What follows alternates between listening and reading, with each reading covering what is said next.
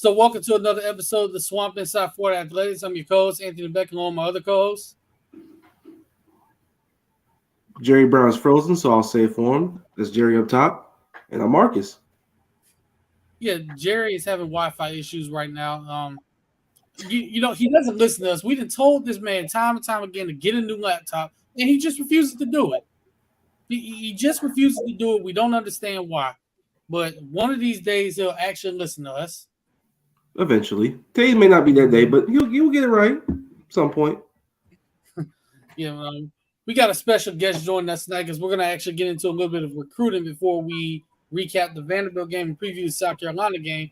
We got Andrew Ivins from 247 Sports joining us tonight. Andrew, how you doing tonight? I'm doing good, gentlemen. Yeah. 3 months until the early signing period? I think we're coming up on that. Maybe doing some math in my head, 13 weeks maybe. We're getting close, to the not the finish line, but we went through all the summer commitments. Now we got the flip seasons rapidly approaching, right, before everyone can actually sign everything. So I think recruiting's coming back into the forefront. Yeah, it's definitely decommit and flip season coming up soon. So, with Florida, I know this past weekend, they actually had one official visitor on campus with five-star offensive tackle Jordan Seaton. So I kind of wanted to go ahead and start with him, Andrew. Like, what do you think the latest is with his recruitment and where Florida sits with him?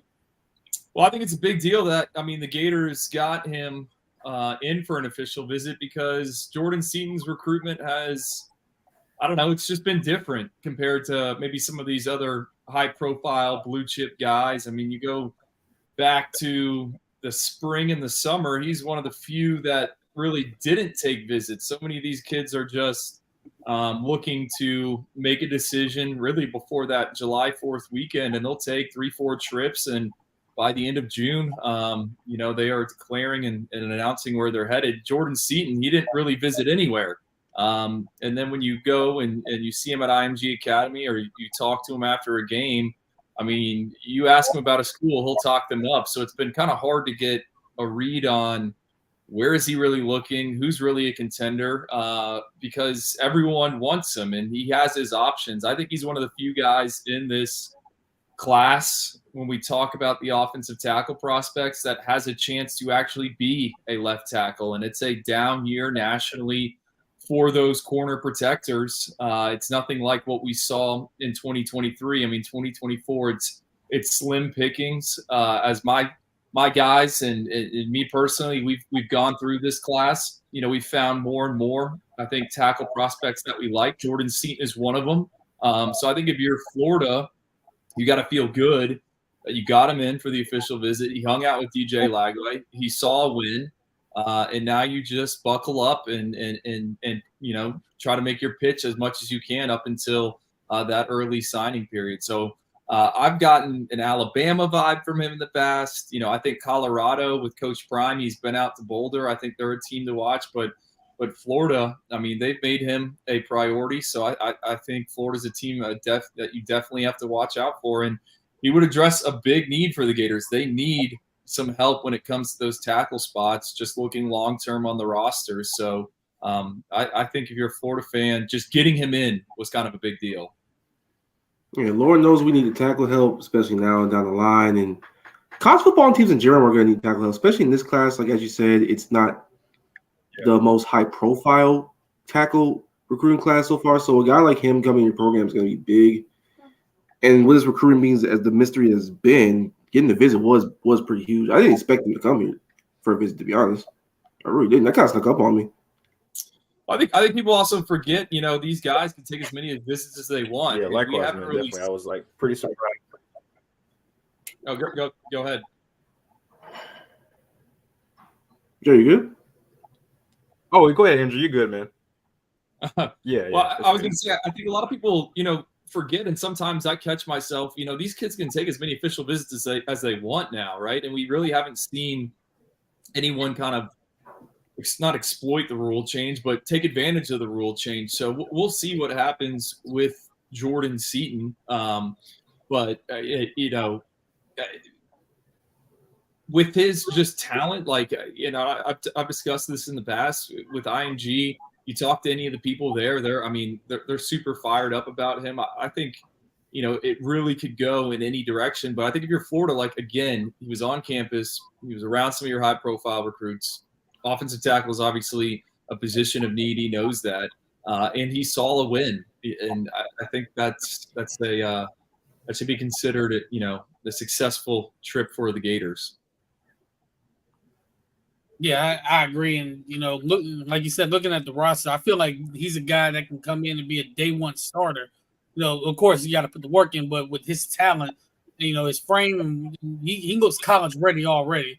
So I feel like whether it's left tackle or right tackle, I feel like he's a guy that can really come in and, earn a spot right, even as a true freshman. I mean, you don't really want to throw freshman offensive tackles out there, but he's one of those guys that's talented enough to actually go out there and do it. But and speaking of recruiting in general, I kind of wanted to ask, with the transfer portal, how much has recruiting changed now that we have the transfer portal? You're able to enter the portal and go to another school and lose any eligibility. Well, I think kind of the big rule change was the NCAA basically saying, hey, like the counters that were in place before are really gone, and you can essentially do what Colorado did and flip your entire roster if you wanted to. And Florida's done that on a smaller degree in terms of, moving guys out, bringing guys in. I think with the transfer portal, it's recalibrated how a lot of schools and personnel departments and coaching staffs think. Why is it important to stock up on these offensive tackles? And I wanted to add this, right? Jordan Seaton, he would be a major win for the Gators. But I also like what they've done already here in the 2024 cycle. Fletcher Westfall, top 247 tackle for us. He's out of the DMV. He's going to be a riser for us in the rankings. He is 6'8". He's over 300 pounds, well over 300 pounds. He's a 4.75 kid in the shuttle. He's got a respectable broad jump. His tape as a senior looks really good. So in the past, I don't think people will have considered, hey, could Fletcher Westfall be potentially a left tackle for the Gators? I think, we're starting to maybe project him that way. And then Mike Williams, the guy that they flipped from South Carolina, he's also had a heck of a senior season, checks off a ton of boxes. So those two already are giving Florida something that they don't really have. What they didn't get in that 2023 cycle was more interior guys. So I like what the combination of those two, and you want to stack those bodies. And in this transfer portal era, it's so important because everyone is fighting for the same offensive tackles. I mean, look at the kid that was at Rhode Island last year. He had 50-plus scholarship offers. He could have went anywhere in the country. He ends up at Oregon, and he's starting for them. And look at Oregon. I mean, they're a potential college football playoff contender. So I think with just the recalibration, right, player movement is at an all-time high. I view the transfer portal, and I think a lot of other people in the personnel space kind of view it as free agency, right? And, you can build a team of free agents, but you still kind of have to hit on your draft. And what is the draft? That is high school recruiting. It's still important. You have to have guys that you recruit, and you're essentially 6th, 7th, 8th round, undrafted free agents. Those guys got to be key on your roster. I mean, look at the Kansas City Chiefs. Sure, yes, a ton of star power. They've hit on some big early on picks, but there's a lot of day 3 selections that are making plays for them. It was the same thing with the Rams a few years ago. Yes, huge free agent acquisitions, but there's some guys that are the 18th, 19th, 20th guy you're bringing in that year that are stepping up for you in big moments. So I think with the transfer portal, it's making it where roster management has just changed. Everyone's going to try to look to upgrade. Everyone's going to try to go after the same guys. I think the teams that are going to have the most success and the ones that are going to be built for the most success are the ones that are going to develop depth through the high school ranks. And I think Billy Napier, what he did on the recruiting trail in 2023, what he's got committed right now in 2024. I mean, there's a lot of guys to like. I mean, it was a solid class last year. A lot of those guys are playing. And then you look at the 2024 commit list, start digging into it. There's some guys that should be in that 2 deep pretty soon. Jerry, you had anything to ask? Yeah, I was about to ask about a 2025 kid, man. Speaking of guys that are kind of like, under the radar or like day 3 picks, there's this kid, man, out of the state of Georgia named Kevin Wynn. He's been getting a lot of talks lately, I guess. I think he talked to UNC. He just got offered from Florida recently. Do you have like any updates or anything on him and his kind of his recruitment process? You said Kevin Wynn? Mm-hmm. From Greene County, Georgia. Yeah, he's a guy that he's a 25. I mean, I don't have any scoop or anything like that. He's someone we've watched. I'm trying to pull up my notes on him. I mean, we like him. He is a potential, guy in the middle. I think he could be a 1-gap, 2-gap guy. I think if you're Florida, it's kind of like the ideal nose tackle. And that's the other thing, right? You asked about the transfer portal and how things have changed. I mean, so much hay is already in the barn for the class of 2024. I think right now about 9% of the blue chip prospects, so that'd be 5 or 4-star prospects, are uncommitted. That would give you 91% of them are already committed 3 months before the early signing period. I mean, so much attention has already shifted to the 2025 cycle. Schools have already zeroed in on certain guys. For Florida, I think they've done an excellent job in the Peach State since Billy Napier has arrived, and more specifically so in those southern parts of Georgia.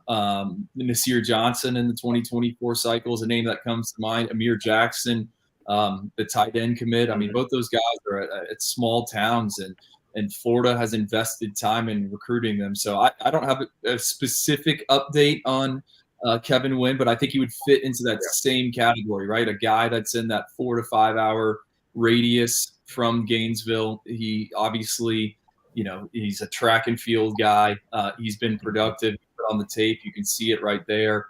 Someone for him, I think personally, the offseason camp circuit's going to be big for him. I mean, we already have him in our top 247, but someone you're just kind of hoping to get like measurements on and size him up in person. But definitely can see why Florida's already sunk their teeth into him. I got one question. So we talked about how the offensive line recruiting has gone so far in this class for Florida. Is there anything that, other than that stands out to you in Florida's recruiting class so far in terms of position groups and the strengths and what they probably are lower at? Well, I think the strength of the class is probably the front 7 on the defensive side of the ball, and more specifically so the defensive line group. Now, I know they lost Michael Barrow. He would have been a nice addition, just kind of a big anchor in the middle, trending to Georgia. That's where the crystal ball looks. But Amarius Williams, who's out of North Carolina, I have a colleague, or a former colleague, I should say, that calls the Carolinas D-line heaven. Amarius Williams is a favorite for us behind the scenes at 24/7 Sports. If no one's watched his film or his highlights, I highly encourage you to. I mean, he is 6'3", 265 pounds, and he is consistently playing running back, lining up in the backfield, and he gets it done on defense too. But what we do is, we're always kind of studying the NFL draft and like looking at the guys that are being selected from all different schools and whatnot. And his profile screams Sundays, just in terms of this is a guy that played another position. He's uber athletic. He's got some lateral quickness. So I really like Amarius Williams. And then Nasir Johnson, kind of like circling back on him. He is 300 pounds. There's video of him out there doing a standing backflip, two-way player at Dublin High School, which is kind of just a dot on the map. We are big fans of him. I think he's going to need to be, melted down a little bit and some time in the weight room. But, I mean, the flashes are awesome with Nasir Johnson. I think if Florida can hold on to him, he's only going to make that defensive line room better. I'm super excited kind of about those guys. And then, there's the local kid, Kendall Jackson. He's got some traits. And then when you go to the second level of the defense, I think Miles Graham, I always almost say Mylan Graham, that's another prospect in the class, wide receiver. Miles Graham, obviously EG's son. He's kind of bounced around from high school. He's now at Buchholz. Really like the instincts on him. He's got a college-ready frame, and we list him at 212 pounds. I'd be shocked if he was anything less than 220 pounds. But I think his ability to read and diagnose is some of the best we've seen so far in the 2024 cycle. He had like a 95-yard touchdown run a few weeks ago, which was really impressive to just see him make two people miss and then turn on the burners. Aaron Childs, kind of another high floor prospect for us. That's a linebacker commit out of the DMV. Elite kind of explosive testing numbers for a guy that's north of 230 pounds. I think Florida's got to put him in position to succeed, but I like all those guys. And then DJ Lagway, the quarterback, he's kind of one of my favorites in this cycle. Coming into the Elite 11 finals, I had like a round 1 5-star grade on him. You see him in that setting 3 days, it's up and down. We decided to kind of hold him where we did, and it's looking really, really smart that we did that and didn't move him down. And he's going to be a riser for us. As a senior, he's turned it on. He's 7-0, completing 75.7% of his passes, 36 touchdowns, and just 4 interceptions. What does that mean? Well, coming into the season, he was 10-10, completing 59% of his passes. He's also improved his yards per attempt. Right now, it's 13.11 yards per attempt. That is a monster figure. I think it's number 2 out of all the top 247 quarterbacks. And then on top of all that, he's a freak athlete, right? He's a guy that can run the football. I mean, he's 6'2", 225 pounds. And when you see him, he's kind of like in the mold of a Tim Tebow or a Cam Newton. Like, he's a big physical body that can, bang between the tackles. And then when he gets into the open field, he can, pick up yardage. So I think that's the strengths. I think the wide receiver haul is sneaky good. Jair Hawkins, I mean, he's one of the fastest players in the Sunshine State. He's at IMG Academy. I think they got a steal in Isaiah Williams, who's at Carroll Day. I mean, Isaiah Williams had a ton of buzz early on in his kind of recruitment, broke his collarbone, only played a few games as a junior, and then was making some noise on the 7-on-7 circuit. I asked him, like, hey, who's recruiting him? Well, no one. A few weeks later, he was committed to Florida. He had a 99-yard touchdown. I mean, he's a 4-5 guy on the lasers. I think Florida needs to improve that wide receiver room. I think everyone in this space would say that. So they're going to do it with Isaiah Williams. I think Jair Hawkins is going to add, some speed. And then Tawaski Abrams, they've been using him as a running back at Fort Myers Dunbar a little bit here as a senior. I've been impressed just kind of with his ability to pick up yardage after contact. So I think those are the strengths. An area where it's like, all right, like, are they going to get maybe a little bit better? I think the secondary, how do they finish up there? And then can they put an exclamation point on the offensive line class? I mentioned Fletcher Westfall. I mentioned Mike Williams. They also got Marcus Maskell, who's a big featured guy committed out of Georgia. And then they got the kid in Germany, Noel Portajan, I think that's how you say his name. I'm actually going out to Germany to see him in an all-star game here next month. But he's like a former dancer. You can actually search his name on YouTube, and he's in a breakdancing competition when he's like 12 years old. 334 pounds. He's kind of a freaky guy. And I think Billy Napier and that strength staff and all the coaches are probably excited to have a chance to mold him into something.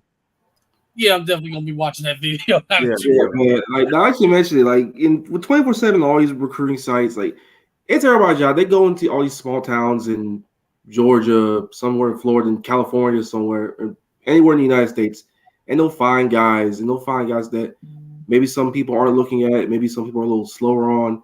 How do you find the guy in Germany of all places? Well, it's there's a big boom there. So there's PPI Recruits, which is this guy Brandon Collier. He played college football here, and then he played overseas professionally. He's kind of started a camp circuit, or they identify some kids, and he'll bring them over every summer, and they will hit about 8 camps in a week, some mega camps, gets them in front of a ton of different college coaches, gets them tested, all that. And then the kids will either go back or some of them will end up getting placed at different schools. There's Clearwater Academy International, which is obviously in the state of Florida. Rayburn Gap up in Narcoossee, up in Georgia. That's another one. But I think this movement is here to stay. NFL, the NFL, I should say, just opened up like an NFL academy in Europe. One of IMG's like post-grad teams just played them over the weekend. I think it's smart, right? Not every one of those kids is going to hit. I think the biggest obstacle those kids are going to have to overcome is, you know, everyone that's being recruited in the United States has grown up playing football, watching football. They understand the intricacies of the game, like the game flow. Some of these guys are introduced to football, you know, when they're 15, 16. So there's a little bit of a learning curve, but man, you can't teach, you know, height, weight, speed. Like you can't teach that, right? And if guys have it, they have, you know, freaky twitch, you can teach them to become a good football player. So I think that movement is definitely, you're going to see. I mean, Alabama's got a linebacker committed from Germany. I mean, it's definitely here to stay. Yeah, that's crazy, finding kids in Germany. But you know, I like that coaches in a lot of these things are kind of expanding, you know, where to find guys, because I mean, you just never know. You may go overseas and find a person. Hell, we're finding punters in Australia all the time, and look at how like pretty much every punter's from Australia, and they're really good at it. But, I think the elephant in the room that I think everybody wants to ask about. We know he's committed to Ohio State, but it's kind of a mystery with Jeremiah Smith because, you know, he's committed to Ohio State, but he's taking a lot of visits, mainly schools in the Big Three. So, is there like an update with this recruitment? I know he's still locked in with Ohio State, but is there like any chance of him actually? How much of a chance would you say Florida has at flipping? Well, you know, I think that's what everyone kind of wants to know. And I mean, Jeremiah, after I think it was the big game he had against Miami Central, which was the one on ESPN2 the Thursday night. You know, I was talking to him as he left the field, and I'm like, okay, last time we spoke, you said this thing's going to go all the way up to the early signing period.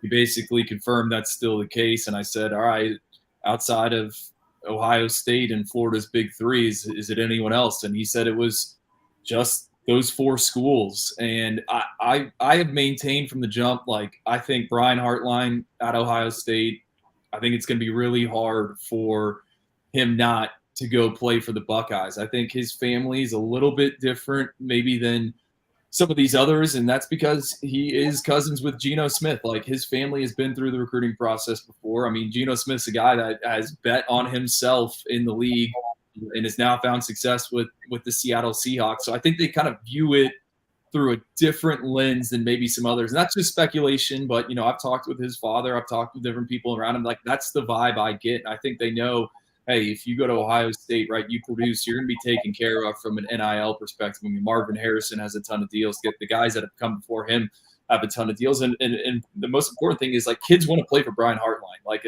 no one wants to hear it, but, like, he is good at his job for a reason. I thought it was notable today. Ohio State got Javon Boggs, a 2025 wide receiver out of Cocoa. You know, Jeremiah was celebrating that one on social media. Do you read into that? I mean, who knows? But he could have not reacted to it the way he did it. So we'll see. You know, what stands out to me with Florida and Jeremiah Smith, you know, he comes for the Charlotte game, right? And what I've asked him what he likes about the Gators, you know, like, who's talking to you the most there, he brought up DJ Lagway. And these high-profile, like, blue-chip recruits, yeah, they live in different parts of the country, but they attend the same camps. They play on the same 7-on-7 circuit. You know, with social media, these guys know who they are. And I think Jeremiah knows the type of quarterback that DJ Lagway is and what he could be. And I think that's why he's intrigued by the Gators. And, you know, the fact that Billy Napier and his staff are doing an excellent job of recruiting him. He was at Miami over the weekend. You know, he was at Hard Rock Stadium for that game against Georgia Tech that the Hurricanes ended up dropping. He's been to Florida State. we'll see, because I think the Seminoles quietly have done a really good job in South Florida the past few cycles. Like Mike Norvell has kind of planted a little bit of a flag in Broward and in Miami-Dade. Now, does he have another, big bunny he can pull out of his hat? I don't know. I think Mario Cristobal will be texting that kid until 11:59 on the night before the early signing period. So we'll see. I think if you're one of the big three, right? You're a Florida fan, Miami fan, FSU fan, like you need to hope Brian Hartline gets one of these job openings, right? Northwestern, Michigan State, whatever else comes open. But I mean, he's good at his job for his reason. Like, I've seen him operate. I've seen him work a sideline. I've seen him talk with the kids, and his track record speaks for itself. So I don't know. People have asked me to rank who do I think has the best shot at him, Florida, Miami, or Florida State. I think it's all kind of even. Just my outsider read. All right. So personally, about Jeremiah. One more time, maybe. Oh yeah. So I was just gonna say, me personally, looking at Jeremiah Smith, I personally think he might be the best prospect to ever be evaluated in high school, because that is a kid that you can put on the college field right now, and for about he's in college football, might be the best receiver on that team. He just has that kind of talent. Well, this whole reclassification boom has taken place, right? It happens in college basketball all the time, but we're seeing more and more guys, jump usually one cycle, but Austin Simmons jumped 2 cycles, right? Going from 25 to 23. And we've done some preliminary research, and kind of the results aren't super great. It's not easy to do. Now, that being said, I posed this to my team, and we've out of all the prospects in 2024, who are you confident you could put on a college field right now, and they would get a good grade from PFF and be able to contribute? And Jeremiah Smith is the one name that comes to mind. I mean, I've been in South Florida now for 8 years. I think he's the best I've ever seen, I've ever scouted. And when these guys get put on a pedestal so early in the process, they get nitpicked, they get picked apart, right? Everyone wants to be like, well, that one time I saw him, he didn't do this. And, do I have those thoughts? It's like, is he really this good? And then he'll always do something. It's like, okay, yes, it's aligning. I think the big question for us on Jeremiah Smith from a rankings perspective was what are the athletic markers? So many of the guys selected in the NFL draft, and if you look at the data, are multi-sport guys that aren't just specializing in one thing. And then he goes and he wins a state title in the 110 and the 300-meter hurdles, right? And yeah, it was in a lower classification, but that still says a lot. I mean, that's a very technical event, and something that he's not doing year round. So yeah, I mean, he's the real deal. I was with at that Miami Central versus Chaminade game. I was standing next to a FBS coach that evaluates the receiver position. He's like, yeah, I mean, this guy's as good as I've ever seen. And, wow. That's just more context, just something else you also hear. I mean, do you put much stock into it? No, but he's I think he is the safest prospect in the 2024 class, is another way to phrase it. I'm here to help. Go ahead. Sorry. No, I was gonna say, so with the advent of the early signing period, and with Jeremiah Smith's recruiting being so even amongst the big three in Ohio State, and no one really knowing for sure whether it's going to be on a given night, how has the early signing period now? You're fighting for him in December instead of usually when before this you're fighting for a guy all the way up to February. How much has that changed recruiting? Well, I mean, it's all accelerated, right? It's so accelerated. And my theory on this whole thing is it's only dumping gas on the transfer portal, right? And this isn't specifically for maybe the top guys in the country, right? The top 50 guys. But with it being so accelerated right now, everyone is racing to have a bulk of their signing class done by the time they start fall camp, right? July 4th has essentially turned into like this crazy recruiting event over the past few years. And I think there are goods and there are pros and cons. Like for me, I would 100% put a signing window at some point in July, right? If you're going to lock in, then all right, you're locked in. We don't have to keep babysitting you. We don't need to keep wasting time and all that. So I would advocate for that. But from like a talent evaluator's standpoint, I think accelerating the process so much is going to lead to misevaluations, right?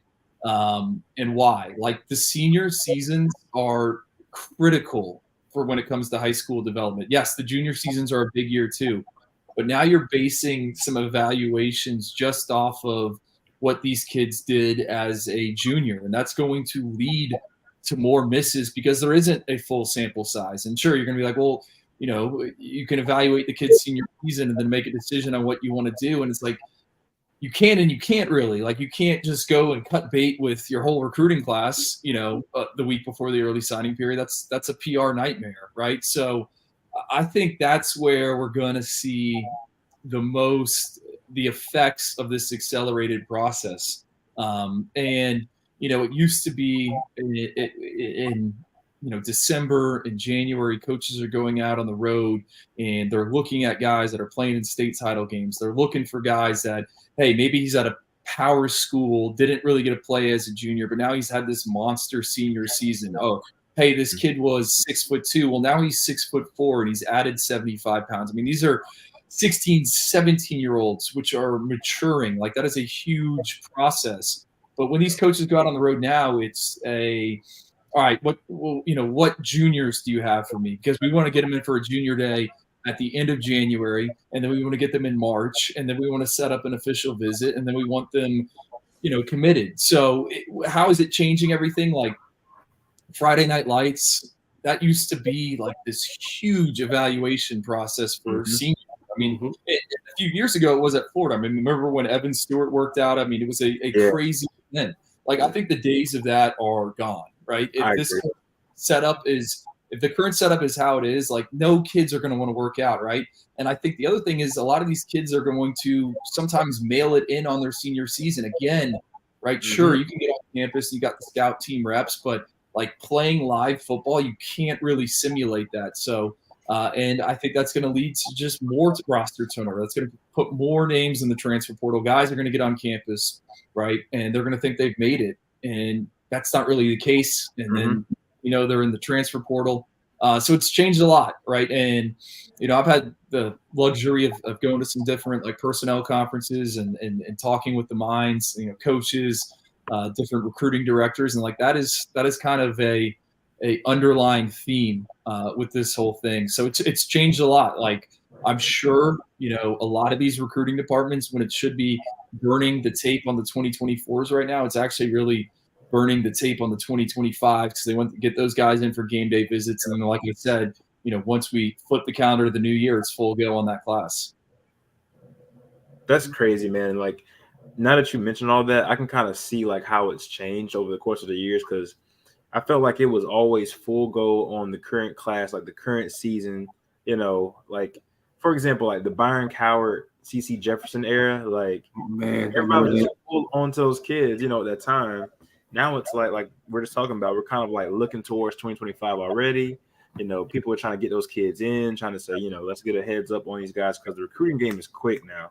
You got deals. And don't get me wrong, like, there's going to be flips, right? Like, there are going to be, absolutely, right? There are going to be big names moving around, but you can't just go to someone in your class that's been committed and that you've already brought in for an official visit and be like, well, hey, like, we didn't think you were as a senior. Like, in some schools have that luxury, but it's kind of locked in. And I think that's just can keep the transfer portal numbers or where they're at. Like, the movement is only going to continue. Facts. Imagine a recruitment like, say, Dante Fowler back in 2012. So he fought Florida State all the way up to the end until February sign day, where he finally did flip to Florida. Imagine where it was a deal where he says, I'm coming in on early signing day, and he was still committed to Florida State by then. Would he have flipped? Like, questions like that. are going to arise now that early sign days here. Like recruitment is just so different from when I started following it at that time. It's so different. Oh, I'm sorry. I was reading a text, but ask it again. I'm sorry. Now I would say like a general statement. So like imagine recruitment that say like Dante Fowler's happening today, where it was a battle between Florida State and Florida. February sign day rolls around. He's committed to Florida State for the longest, and then he finally flips to Florida on signing day. So now it being moved up to December for early period instead of waiting all the way up to the end of February.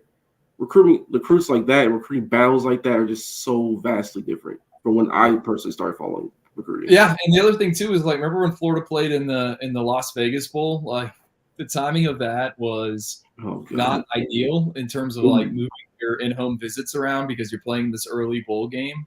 Yeah.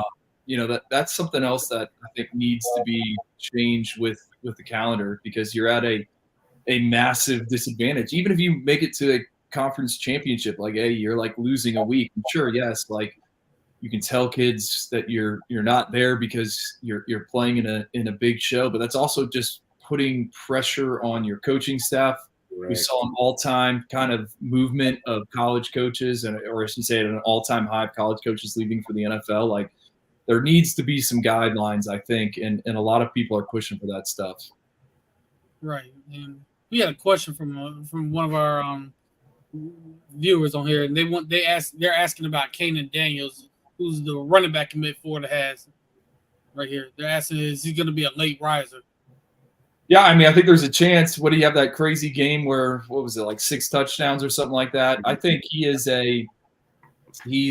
fits what Florida wants to do from kind of a running standpoint. Like we know from what we've seen of Billy Napier, a year and a half in, like they want to be a power run team. And he's an intriguing guy. I think for him, the big kind of key evaluation for him is going to be that Alabama-Mississippi game, which is slated for the second week of December, like his senior stuff. But, for us, like the running back position, and I'm sure everyone sees it with the NFL, it's kind of become so, I don't want to say like devalued, but, a lot these guys, they aren't being taken high in the draft. Our rankings are always going to mirror.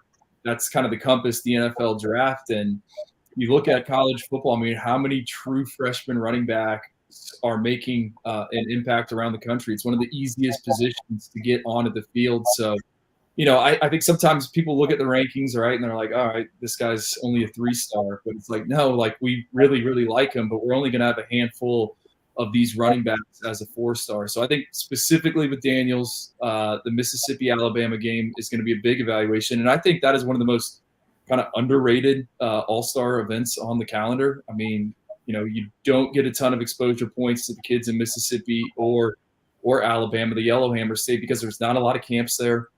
I think it's smart for Florida to recruit that area. I think, they've been in Alabama in the past. Like, I would continue to do that. It's a neglected region, and there are big people there. So, yeah, we'll see with him. But I think so far early season returns on KN have been nothing but positive.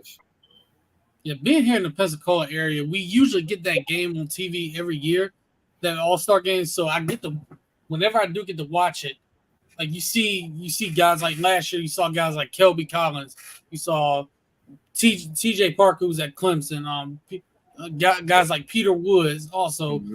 And now these are guys that are making a huge impact at the college level. Right now, it's true freshmen. So, like recruiting that area, whether it's Alabama, Mississippi, really honestly, this Gulf Coast area where I'm at, I honestly think college coaches need to be in this area more because it's so much talent here that sometimes doesn't get seen. And then you mentioned stars. I kind of stopped looking at the stars on the players because I more so look at what schools are going after them. So a kid might be a 3-star, but you see schools like Florida, Georgia, Ohio State, Clemson are going after them. It's like, okay, this kid's a 3-star, but clearly these schools think he's better than that. They think he's a guy that's going to come in and make some plays for him. So yeah, I definitely agree that looking at the stars on some of the players, kind of don't want to do that because some of these players are better than what they're rated.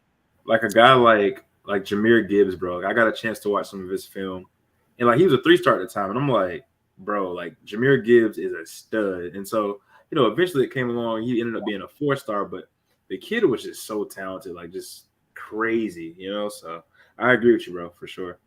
Well, just to echo that, I mean, I think a lot of people fail to realize that we only have 400 spots to use out of a player pool of 5,000 or an unlimited player pool, essentially. I mean, how many kids are playing high school football? So we're trying to take our calculated shots. It doesn't get easy when you're trying to whittle them down. And for us, like watching the senior season, super important. Getting those all-star settings, super important. I mean, we used to have the opening finals every year where you would see the top wide receivers go up against the top defensive backs. You really don't get that. I mean, some of these all-star games have been a little watered down, so it's not an exact science. You're absolutely going to miss. I think if you're anyone that evaluates talent and says you're not going to miss, I mean, you're absolutely lying. And when you miss, you want to figure out why you did, right? You study it and look into it. So it's fluid, and everyone's, how's this kid not a 4-star? Well, if he was a 4-star, you'd be asking me how he's not a 5-star. So it's got to stop somewhere. And we're just trying to do it the best we can.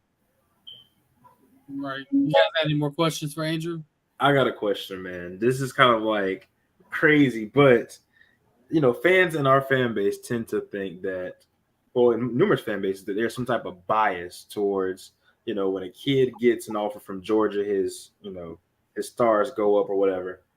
What would you say about, like kids getting a bump or getting a bump down, depending on where they're committed or who they're getting recruited by?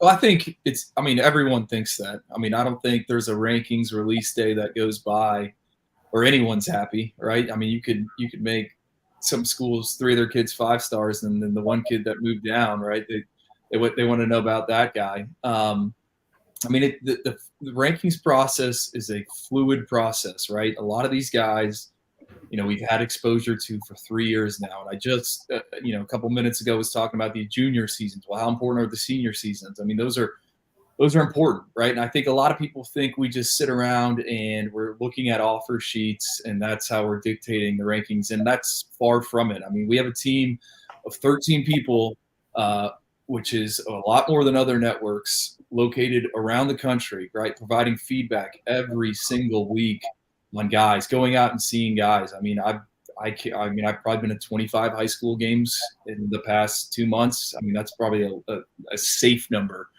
It might even be 30 plus, right? In Florida and Georgia, I've seen teams from coast to coast in person. And then on top of that, you're watching games all the time on Huddle, on there are these services. So, we try to operate like a NFL scouting department would, like a college scouting department would. It's not just one person pulling the strings and moving a guy up because this guy went there. I mean, if it was up to me, right, I would love to have, 50 group of 5 signees in my top 247, and then I'd love for all of them to get drafted because that's where we're going to get judged the most, right? It's the night of the NFL draft when they're going down the first round, and it's, this kid was a 3-star. We want to hit it where it's a 4-star. We want to hit the first rounders being the 5-stars, and yeah, it looks like some schools, their commits move up. Well, there's a reason why Georgia has won back-to-back national titles. They tend to recruit the best of the best. And, there's no bias against Florida commits. There's no bias against any commits out there. I mean, I went to Florida Atlantic, right? So it doesn't matter. FAU? Yeah, I'm an FAU owl. Like, FAU, bro. Same here. All right here. Yeah. Real quick, sorry to cut you off. I had to hear it from these two when this basketball team got to the Final Four. I kept picking against them, and it just kept backfiring. I had to hear from them. I swear they never let me live it down. Every morning. You should see the minute that the selections were made and we had to play Memphis. It was like, I don't like that matchup at all. Then the game happens. It's like, well, okay, they made it through, and it gets through. I don't like this matchup here. They're playing hot. Make it through that.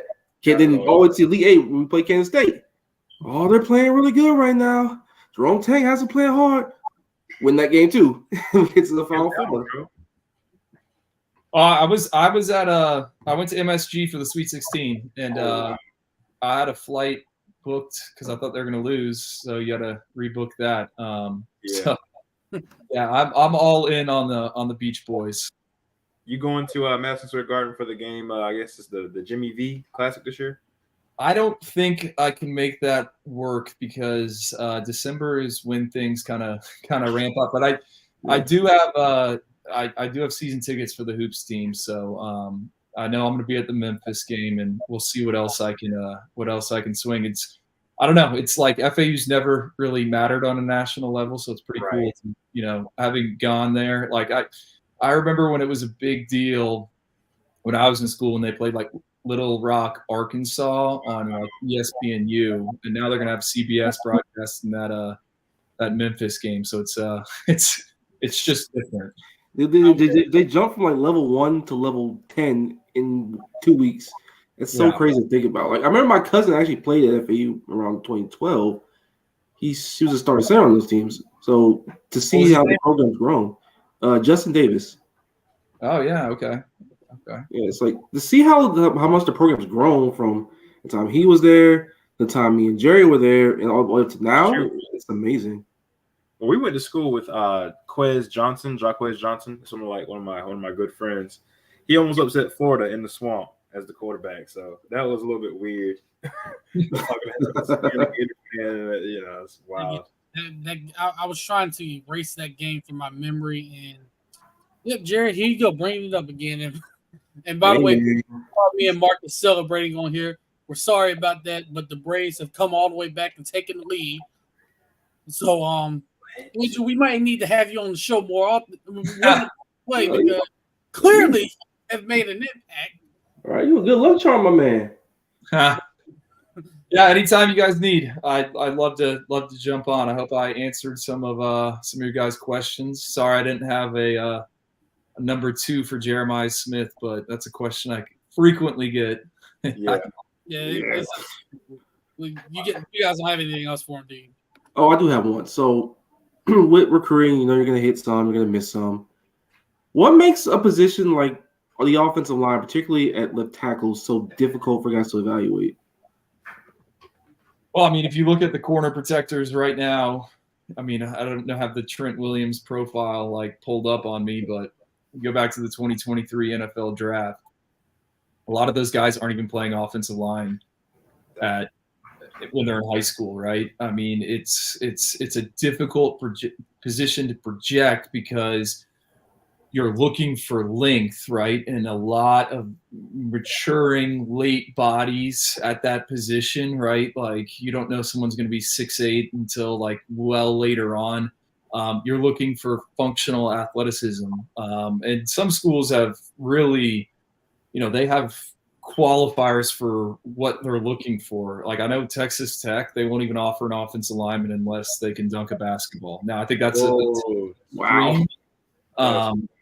But it's difficult because everyone wants to say quarterback's the most difficult position in football. I'm not going to push back on that. What's number 2? I think you make a big case for cornerback, right? Everyone loves to be like, oh, this cornerback got beat. I mean, it's pretty insane for someone to beat 1,000%. Go on YouTube, search your favorite cornerback. There's going to be video of him out there getting beat. Like that's an extremely difficult position where you're trying to mirror what someone else is doing and you don't have no idea what they're going to do.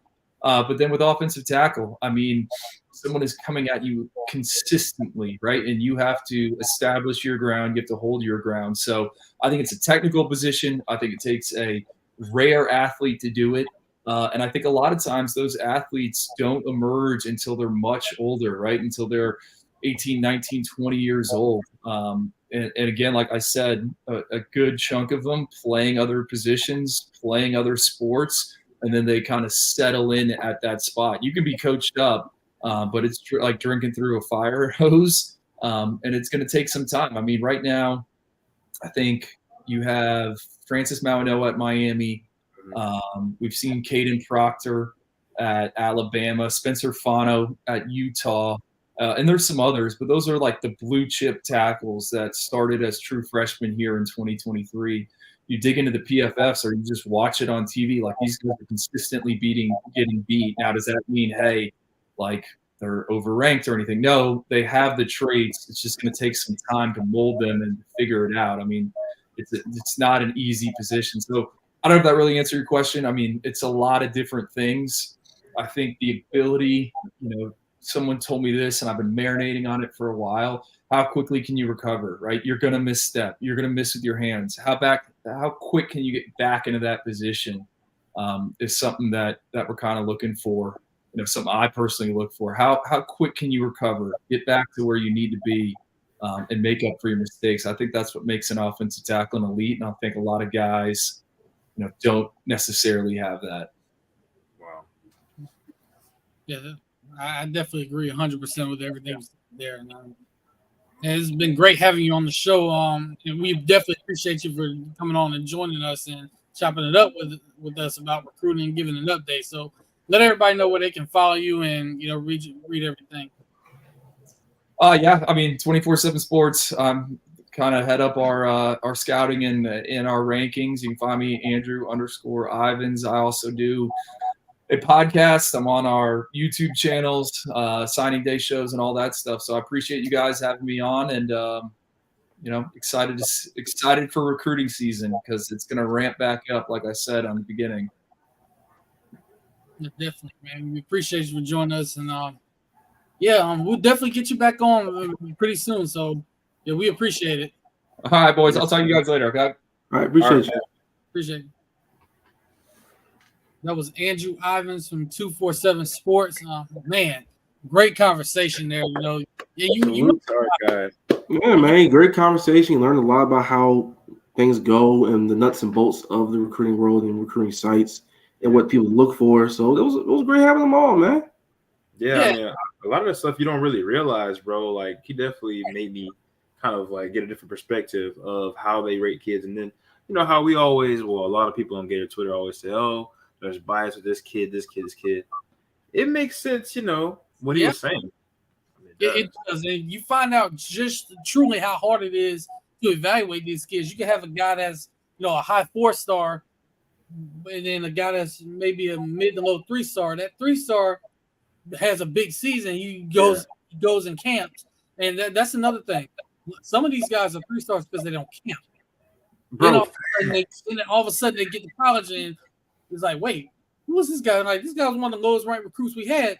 Like, who was this guy as a freshman making plays? You see him go up against the guys that you recruited higher in practice, and you see them holding his own or just beating them. It's like, wait, I ain't never seen you at this camp. You didn't go to the opening? Right. You didn't go to this satellite camp over here? Where'd you come from? Exactly. And then all you gotta do is pop the tape open. And it's like, okay, maybe I did miss something here. Maybe we were onto something. Okay, I see the feet on the film. Let's translate into the field. We have them here. I see the functional play strength. I see the intelligence. I see the ability to pick up what we're asking him to do. And he fits well into our system with some of the traces he may have. I was like, okay, I guess we're on to something.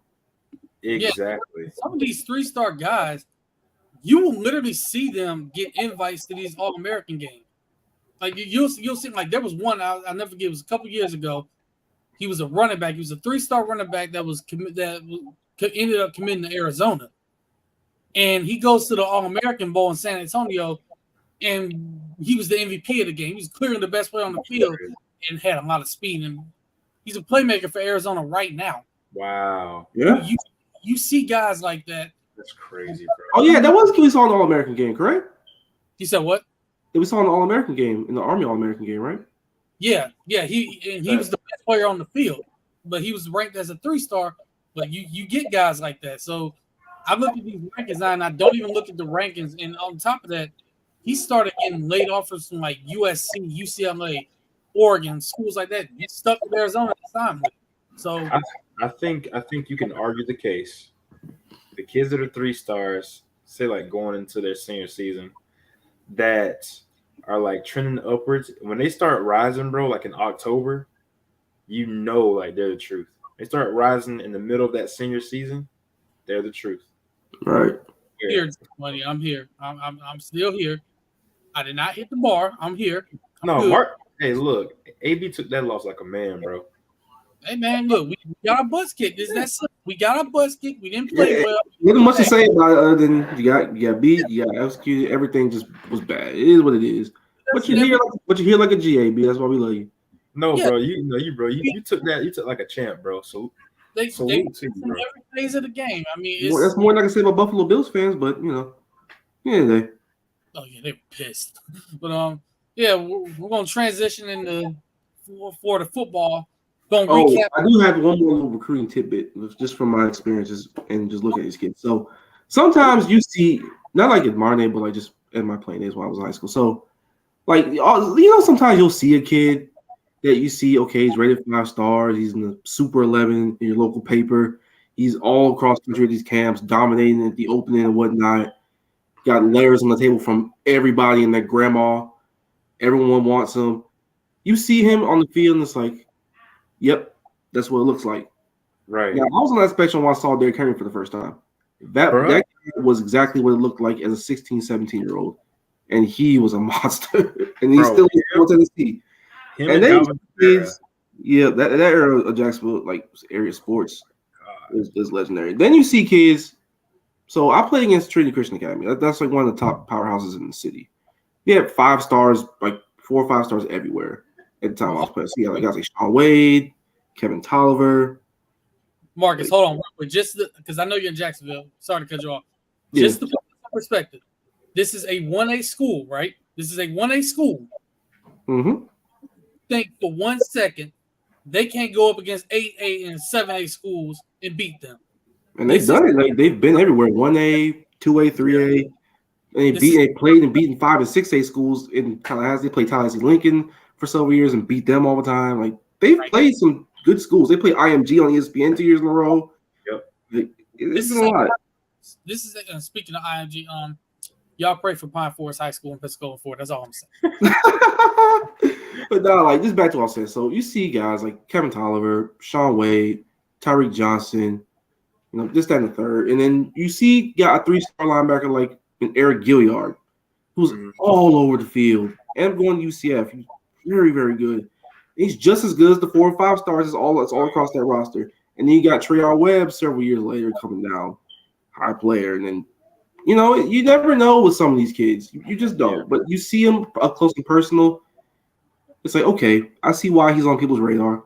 I see why these schools want him. I see why this one school that was on him earlier, I see what they saw in him.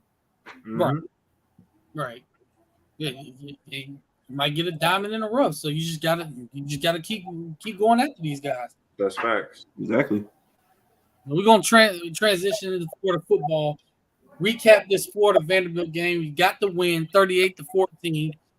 I know fans were concerned in the very beginning when it was a tie game. So let's kind of break this down. Then we're also going to preview the game against South Carolina this weekend's the game before the bye week kicks in. So did you see what time this game's going to be played?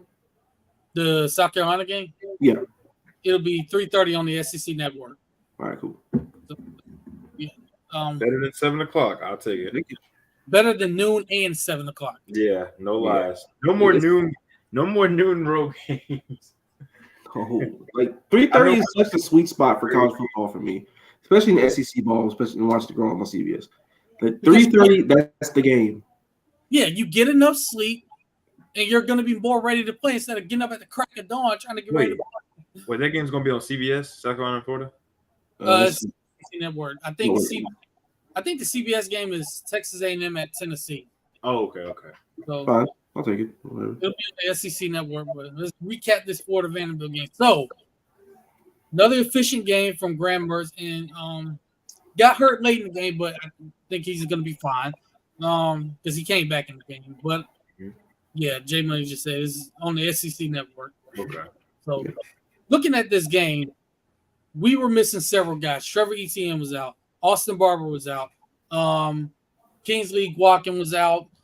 So we're missing a lot of guys, but they played really well. The offensive line, well, maybe not in pass protection, they could have been a little bit better, but run blocking, they were really, really good. So what did you guys kind of see from this game that really impressed you the most? It's pretty ho hum. Like, the offense is the offense. It's not going to be the most pretty thing in the world, even when it's going good. Yes, sir. Kelly Duva. Okay, Rob. Guys back on track. But nah, the Jason Marshall, that was a little disappointing, that one touchdown. Yeah, it was a penalty they missed. He got hit in the face, but you can't quit on that play. Oh, what we got? Woo, great play, Mike. Go! Ball game! Let's go! Yo, AB, bro. That man going crazy. Let's go!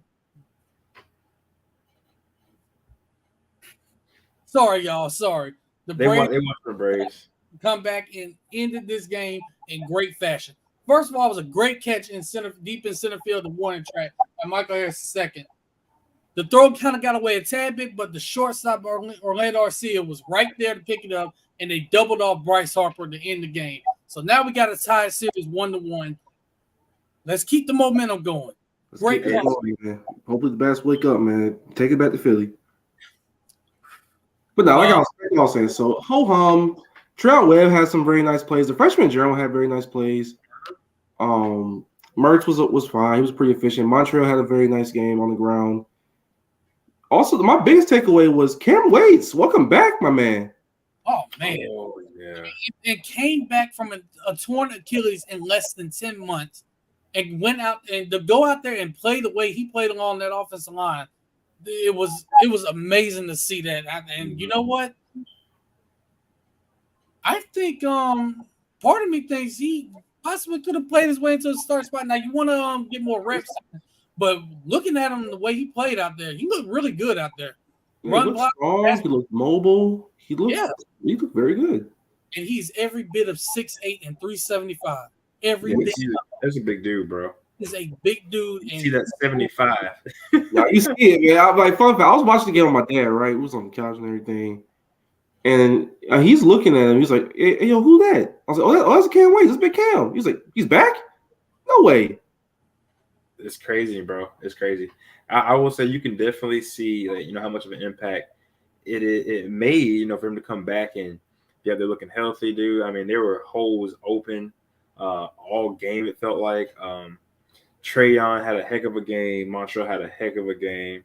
I think it cannot be understated how much Trey Wilson means to this team offensively. That kid, he allows Napier to do so much more. It's not like it's going to be this complicated, just these great routes, but just him being out there allows Napier to drop more things for Ricky Pearsall, for him to drop more things for even a guy like Arlis Boardingham, who we knew was talented. But shout out Arlis, a 99-yard game, man. That was great. Dude, welcome to career 7 catches, 99 yards, 2 touchdowns. 100 yards. It's 100 yards. I don't care. We got it up right here. Also earning co-freshman of the SEC Freshman of the Week honors. Yeah. So shout out to Arlis Boardingham. He's starting to really put it all together. Mm-hmm. And we're seeing why he was one of the most highly recruited tight ends in the country. That's a red zone nightmare. I love what I saw. Yes, Montreal was in his bag. He got a lot of flack. We understand what Trevor is. Let's be honest. Trevor is I would say, the flash back. Mm-hmm. Montreal Johnson, the game he had on Saturday, just proved to everybody this is why you need him out there. This is why you need him out there because, he may not be as fast, he may not be as shifty as Trevor, but he runs with a purpose. He runs with power. He's hard to break down. He's the guy that you need out there to wear down the defense. And then when you bring Trevor in, or vice versa, you bring Trevor in, he can take the top off. He's got the speed to break away from everybody. Look, bro, it ain't no problem having James Davis and CJ Spiller out there. No, not at all. Oh, that's gonna be so hard to project, man. Yeah. I don't even know. Yeah, Jerry. Oh my God, bro. You gotta have to. Them's the rules, bro. George Leonard, Mazuka, Waits. What you about to say about Barber? See more from Waits, but it's a good start. It's a good start because, like we said, coming off of an Achilles injury, an Achilles tear in less than 10 months. First of all, shout out to the medical team at Florida for the job they did in repairing this. Yeah, so much so that, matter of fact, spoiler alert, they're my swampers of the week, just for that alone. Yeah, Swampers of the week. like Yeah, forget hey, look. everybody else how they played. They're the swampers of the week for getting the, and you know what? Also, the strength and conditioning staff for the work they put in to get them back healthy as well. Yeah. Let's just keep all these guys healthy, man. If we can keep them healthy, that'll be fantastic. That'll be major. Yeah, man. Because I mean, we've had so much bad luck. It seems like with these guys and getting injured, So Especially I mean, offensive line, you can't have that because there's no continuity. Because Kingsley has been in and out of the lineup. Excuse me, with the ankle, so you can't see a lot more Jake Slaughter than I would like to. yeah. Hopefully, guys can get back healthy. And welcome back, Cam, man. That's remarkable. 10 months from the Achilles. I will say a negative of the game, not even a negative, just something to note.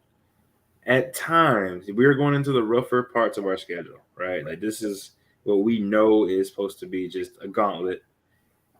We're going to have to, I think Graham Mertz is going to have to learn to trust himself a little bit more taking shots down the field. Yeah. I don't think he's confident taking those shots. It's like you're not that conducive to getting us open with the way we run our pass game. Plus, I don't know if Graham is all that confident in doing it regardless.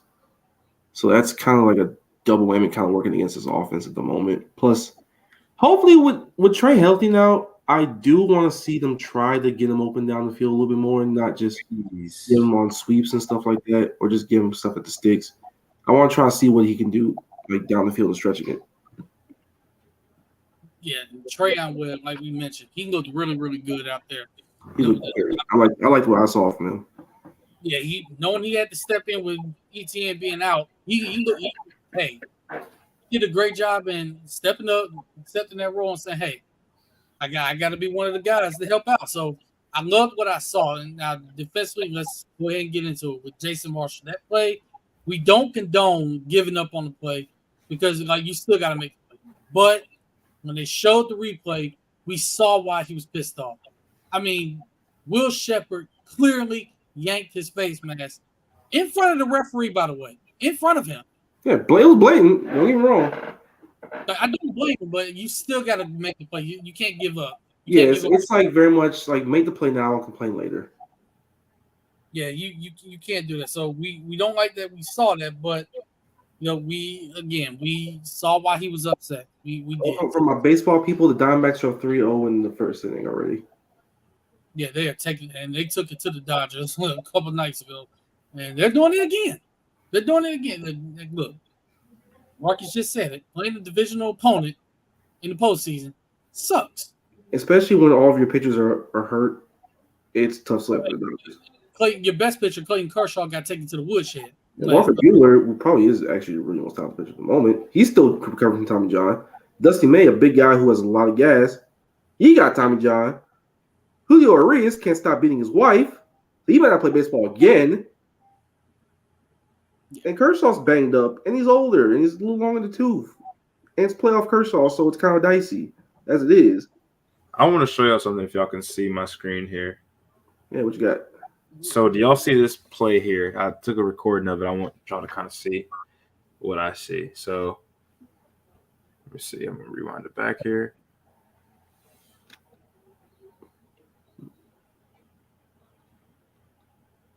I think that's the pass to Arlis Bordenham, isn't it? Yes. Did people see Khalil Jackson on TV? He was okay. open. I'm just making sure because like he was open. I saw that too. I was like, oh my god, because I didn't realize that he stared down Arlis for a while, but Khalil was, if he looked him off a little bit and just that was gonna be open, bro. And I was like, oh shoot. I think part of what it is, this offensive line pass protection has been a little dicey this year. He's trying to get it up quick. Yeah, he's trying to get the ball out quick. So I think that part of that is what's going on. But I do agree he doesn't see the field more. If he gets time, I think if he has time in the pocket, I think so too. He sees that he's gonna see that. Oh, I got Khalil Jackson open, or I got Eugene Wilson open. I got Pierce open. He's gonna hit that pass. Yeah. Because if you've Yeah. noticed the last couple of weeks, even though one of them was a loss to Kentucky, Florida's actually starting to take more shots down the field. So I think he's starting to see that a little bit more. But now he's just got to work on hitting them because, he had Ricky Pearsall open, and it would have been a touchdown. He just overthrew him a little bit. Yeah. Yep. And by the way, speaking of Khalil Jackson, the double pass with him throwing the ball. That was. Let's keep that in play. Let's throw that. I was so sick, bro. I'm like, are we serious? That was crazy. They threw it in the corner to Montreal Johnson with a corner right there and the safety drifting over. And it was an easy pick, which set up the Will Shepherd touchdown, Right, which never been a touchdown. But hey, I digress. But that's what set that play up. Yeah. Oh, I mean, you have a chance to go at 14-0 right there. It's a And 14. that's the thing, bro. You have to make sure, like, if you're Napier, you got to take advantage of being up. Like, you have to go up 2 scores if you're up 1 score. Like, take advantage of it. Don't get cute. He does have to get better Yes, at he does do that a little too much for my liking. too much. Yeah. One other thing we saw, G. Wilson coming back. He's a weapon. Even as a decoy, he affects the game just that much. Mm-hmm. You don't know when he's gonna get the ball. We're gonna do that very soon. We're definitely gonna do that tomorrow. We're just trying to watch us on everybody that's watching us on here. Tune in to Indisputable Evidence tomorrow night as well, because that's when we're gonna really get into our. Darnell's a Miami fan, bro. So Oh, actually, I will say I am unavailable tomorrow, but I will be back on the very few times on Wednesdays that I'm actually available. I will be. okay. Wait, you're actually available this upcoming Wednesday. Mm-hmm. Okay. So we're gonna move the Indisputable Evidence on Wednesday. Yeah. We gotta see if Darnell's available. He probably won't be available anyway, but I know him. figure out if he's even if he's out of hibernation, because after that game, I'm pretty sure he went into hibernation. Hey, why would you do that? Look, bro, we'll get into it when the show like I happens. said, bro. You ever been playing in Madden, right? Like you were about to lose, bro. But like your opponent tried to get slick at the end of the game when it was like a close game, and they actually screw up, and then you win the game. That's Like they try to like throw the ball and try to like get an extra touchdown or just get a first down to screw with you, and you're getting pick six and lose the game. Yeah, bro, that's pain. I had a scoop and score on a friend that happened to. It was and scored with like no time. Oh, I did that one. Oh, it wasn't completely that scenario, but he was about to go on for a touchdown with like I want to say 10 seconds to go. It was a tie game too, mind you, and he was at my 5-yard line. I am squaring him up with a hit stick. He fumbled the ball, and the ball went all the way back there, and I just ran all back for a touchdown. But and I'm going to show my age a little bit. I haven't played against anybody in Madden since I was 17 years old in 2000. They had the PlayStation on there. Dang, bro. I played against somebody. This is what happened. I got down early, 28-7 in this game. Yeah. I'll never forget. He's using the Titans. I'm using my Cowboys. I found a play defensively that started working. So I started forcing turnovers. I ended up coming all the way back. I kept forcing turnovers. I kept scoring. Ended up going up 41-28. Wow. Let me tell you what happened. And this was in the third quarter of that game. Got quit. Pain. Got quit. That was the last time I played against somebody in Madden. You coward. Wimp. Cowardly activity. Hey. I had to stop messing around. Like, all right, let me find something. This ain't working. It's hilarious. Play started working. I'm like, all right, this is what we gonna do. Yeah, man. This how it's gonna go down. I had to get it back. Yeah. Let's listen. Oh, I remember that. Damn. But yeah, another thing we saw in this game, y'all, the youth movement is real. Bryce Thornton got his first career start at safety with He did. He did. 2 true freshmen back there in the back end, man. That's something. they played really well out there. The Yes. youth movement is real, people. And Trayon run like he hungry, dog. That man, that's a grown man, bro. That's a grown man. go a step further. These freshmen that are playing are all grown men. You see TJ Are we Searcy, redshirting Will Norman? Kelby Collins. See, Will, he's played sparingly, but not a whole lot. That's That's what I'm trying to figure out for redshirting him. he may end up getting a red shirt depending on how many games he's played, but Yeah, 'cause I wouldn't hate it. I wouldn't hate it. I mean, he's definitely going to play a lot next year, though. Yeah, he's him. You can book that one. Yeah. But seeing guys like Kelby Collins, TJ Searcy, Jordan Castell, Bryce Thornton, Jakeem Jackson, offense with Eugene Wilson III, Najee Harris along the offensive line, Yep. Trayon Webb at running back. These are Andy Jeans getting more playing Yep. time now.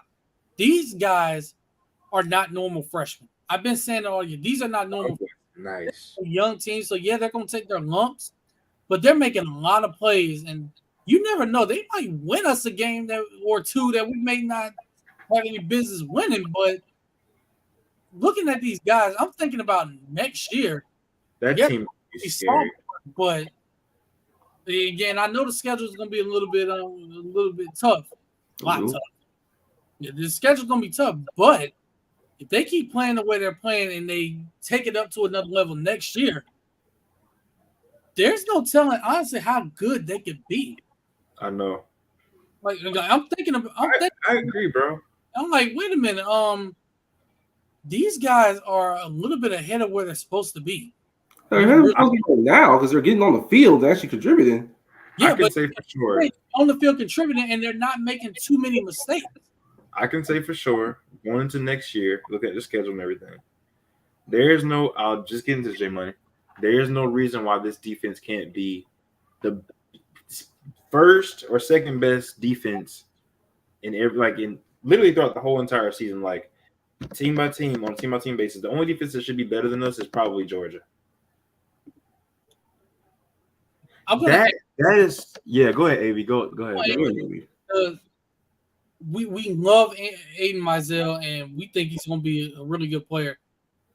I think it's two things. One, with what we're seeing Eugene Wilson now, and now Andy Jean do out there, also with Ricky Pearsall and what he's done, it's kind of hard for Aiden to get on the field, but there's another reason why. He's got to put on a little bit more weight too, because he's really good and they love him. They absolutely love him. Yeah. He's just kind of slender. He's got to get in the weight room a little bit more. Because when he got on campus, he was what, 6'1", 160 pounds? 160. Like, you're not playing in the SEC at 160 pounds. Yeah, you already have Trey out there, who's not the biggest either. He's also short, but he's a blazer, and he's a playmaker. And he takes hits well, bro. Like that man, he takes hits well. He does. He does. Yeah. But see, that's the thing. And J Money, this is 100%. You're 100% right. The more they play, the more experience they'll be. That's the thing. That's what I'm looking at. They're gonna have that experience, and I think they're gonna be ready for next year whenever they get out there. But and here's another. Is Marshall Lee? No, he'll be back. He'll probably be back. You sure about that? I mean, honestly, if I were him, I probably wouldn't just Yeah, because but now they're he all- got something like that. You sure they won't just sell him at the end of the draft? I wouldn't be surprised. I mean, because you got to think about these young guys coming up, like these guys like Jakeem Jackson. You already got Devin Moore there, Jalen Kimber. Jalen Kimber's been our most consistent corner. Let's be honest, he's been the most consistent. I would say Jaden Hill can go to the draft and get drafted. Jaden He has been our best defensive back, if you ask me. has been. He quick. has. He's had to flip from like playing outside to star, and that's hard. And that's one of the hard positions to play on his defense, and he's excelled at it. The difference, J Money, the difference he weighed 50. He weighed more. He was like 175 when he got to Bam, not 160. That's the thing. On top of that, he didn't really start playing until about maybe week 5 of his freshman year. That's when he really started playing more. Yeah. So that's the thing. Even they had to tell him, hey, you got to get your weight up a little bit. So I mean, he's not going to add more weight, but he's still a good player. I don't want to compare Aiden to Devontae Smith because Devontae Smith also won a Heisman. The generational talent. He clearly was a generational talent, but he fits that build. If you know what I'm trying to say. And plus, bro, like if you look at how Napier runs his offense and everything, our wide receivers gotta be a little bit, physical. If we're being honest, like if we ran like a spread offense, I don't see any reason why Aiden couldn't get out there. But yeah, because Jakeem, bro, what Jakeem did, let's give Jakeem love. Jakeem gave up a big play, and he literally made up for it like quickly. Twice actually on third, fourth and goal. Yes. Third and goal and fourth and goal, and that's the definition of being a resilient player. Yep. Forgetting about what you did. Yeah, I gave up the big play. He forgot about it. Immediately erased it. And to go out there and make the plays that he made on third and fourth and goal to keep them out of the end zone, that's big time. I mean, this is guys as a freshman. Playing high school ball last year. And to come in as a freshman and do that, that tells you a lot about his demeanor, and what he can be on the football field as a player, what kind of player he is now, and what he can potentially be. I think, honestly, give it a year or two, he'll be our best corner. He's already got the short-term memory you need to play his position as it is. Like I said, get a big little game there, but he bounced back well, and he had some crucial plays at the goal line. So that I'm already really encouraged by. I also like his size. I like his technique. Just give him another year under Coach Raymond. He'll be all right. And as with Marshall, I won't be surprised if on his own accord he just up and left because you don't want his draft stock dropping more than it already is with an extra year of tape. So he'll probably just cut his losses and just go to the draft. He's got an opportunity, though. He can play well in these last. You got LSU coming up. You got, South Carolina got a big-time guy. Georgia, Florida State. If he can hold his own against Florida State. And for the most, he had last year. He held his own against them receivers. He did. Now you have Keon Cool in the mix, so it's going to be tougher. Yeah, bro, that's going to be. Yeah. But I trust Kimber, though. I trust Kimber in those matchups. I do, too. Yeah. I think he's got. Yeah, and I think that's another thing with Mizell. But I think what it is, he'll play, but it'll be it's just hard to crack that lineup right now. With Caleb Douglas being out 4 to 6 weeks, even still not hard to get out there is. I mean, you gotta look at the room right now. Like you got some talented players. In due time, man, because like if y'all remember, like we had Freddie Swain, Josh Hammond, I think, and Tyree Cleveland that all came in. Mm-hmm.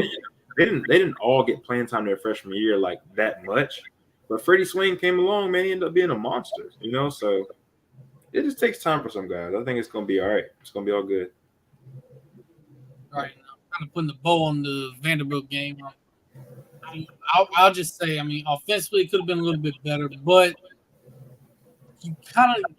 you're kind of starting to see, not just what they want to do, but you're starting to see a few things get added. They're trying to experiment with more things. So hopefully, open the playbook up a little bit more. Still think we need an offensive coordinator, but we do. Don't get twisted. We do. But you're starting to see more things get added to the playbook. So hopefully, we can kind of continue. And defensively, run defense was a lot better. They didn't get bullied, so that's what the hell happens in Lexington, man? They got just bitched. It's just Kentucky's just been punishing us the last 3 years in the trenches. That's just simple. Transition over to previewing this South Carolina game, and by the way, I'm going to add this. If you watch Bill Napier's press conference earlier today, he pretty much said that they're gonna arrive to Columbia earlier than usual. So that's something that I actually like that they're doing to kind of, I guess, try and defeat the road woes that they've had recently. So whatever helps them with the road game, I'll take it. I don't care if they go to 10 bucks. It's the game. To help, I'm all for it. I'm all for it. Eating a peanut butter and jelly sandwich instead of Chick-fil-A, whatever works, bro. I don't care. Just win the game on the road. Put the Raising Cane's down or something. I don't know. Just win on the road, please. Yeah, bro.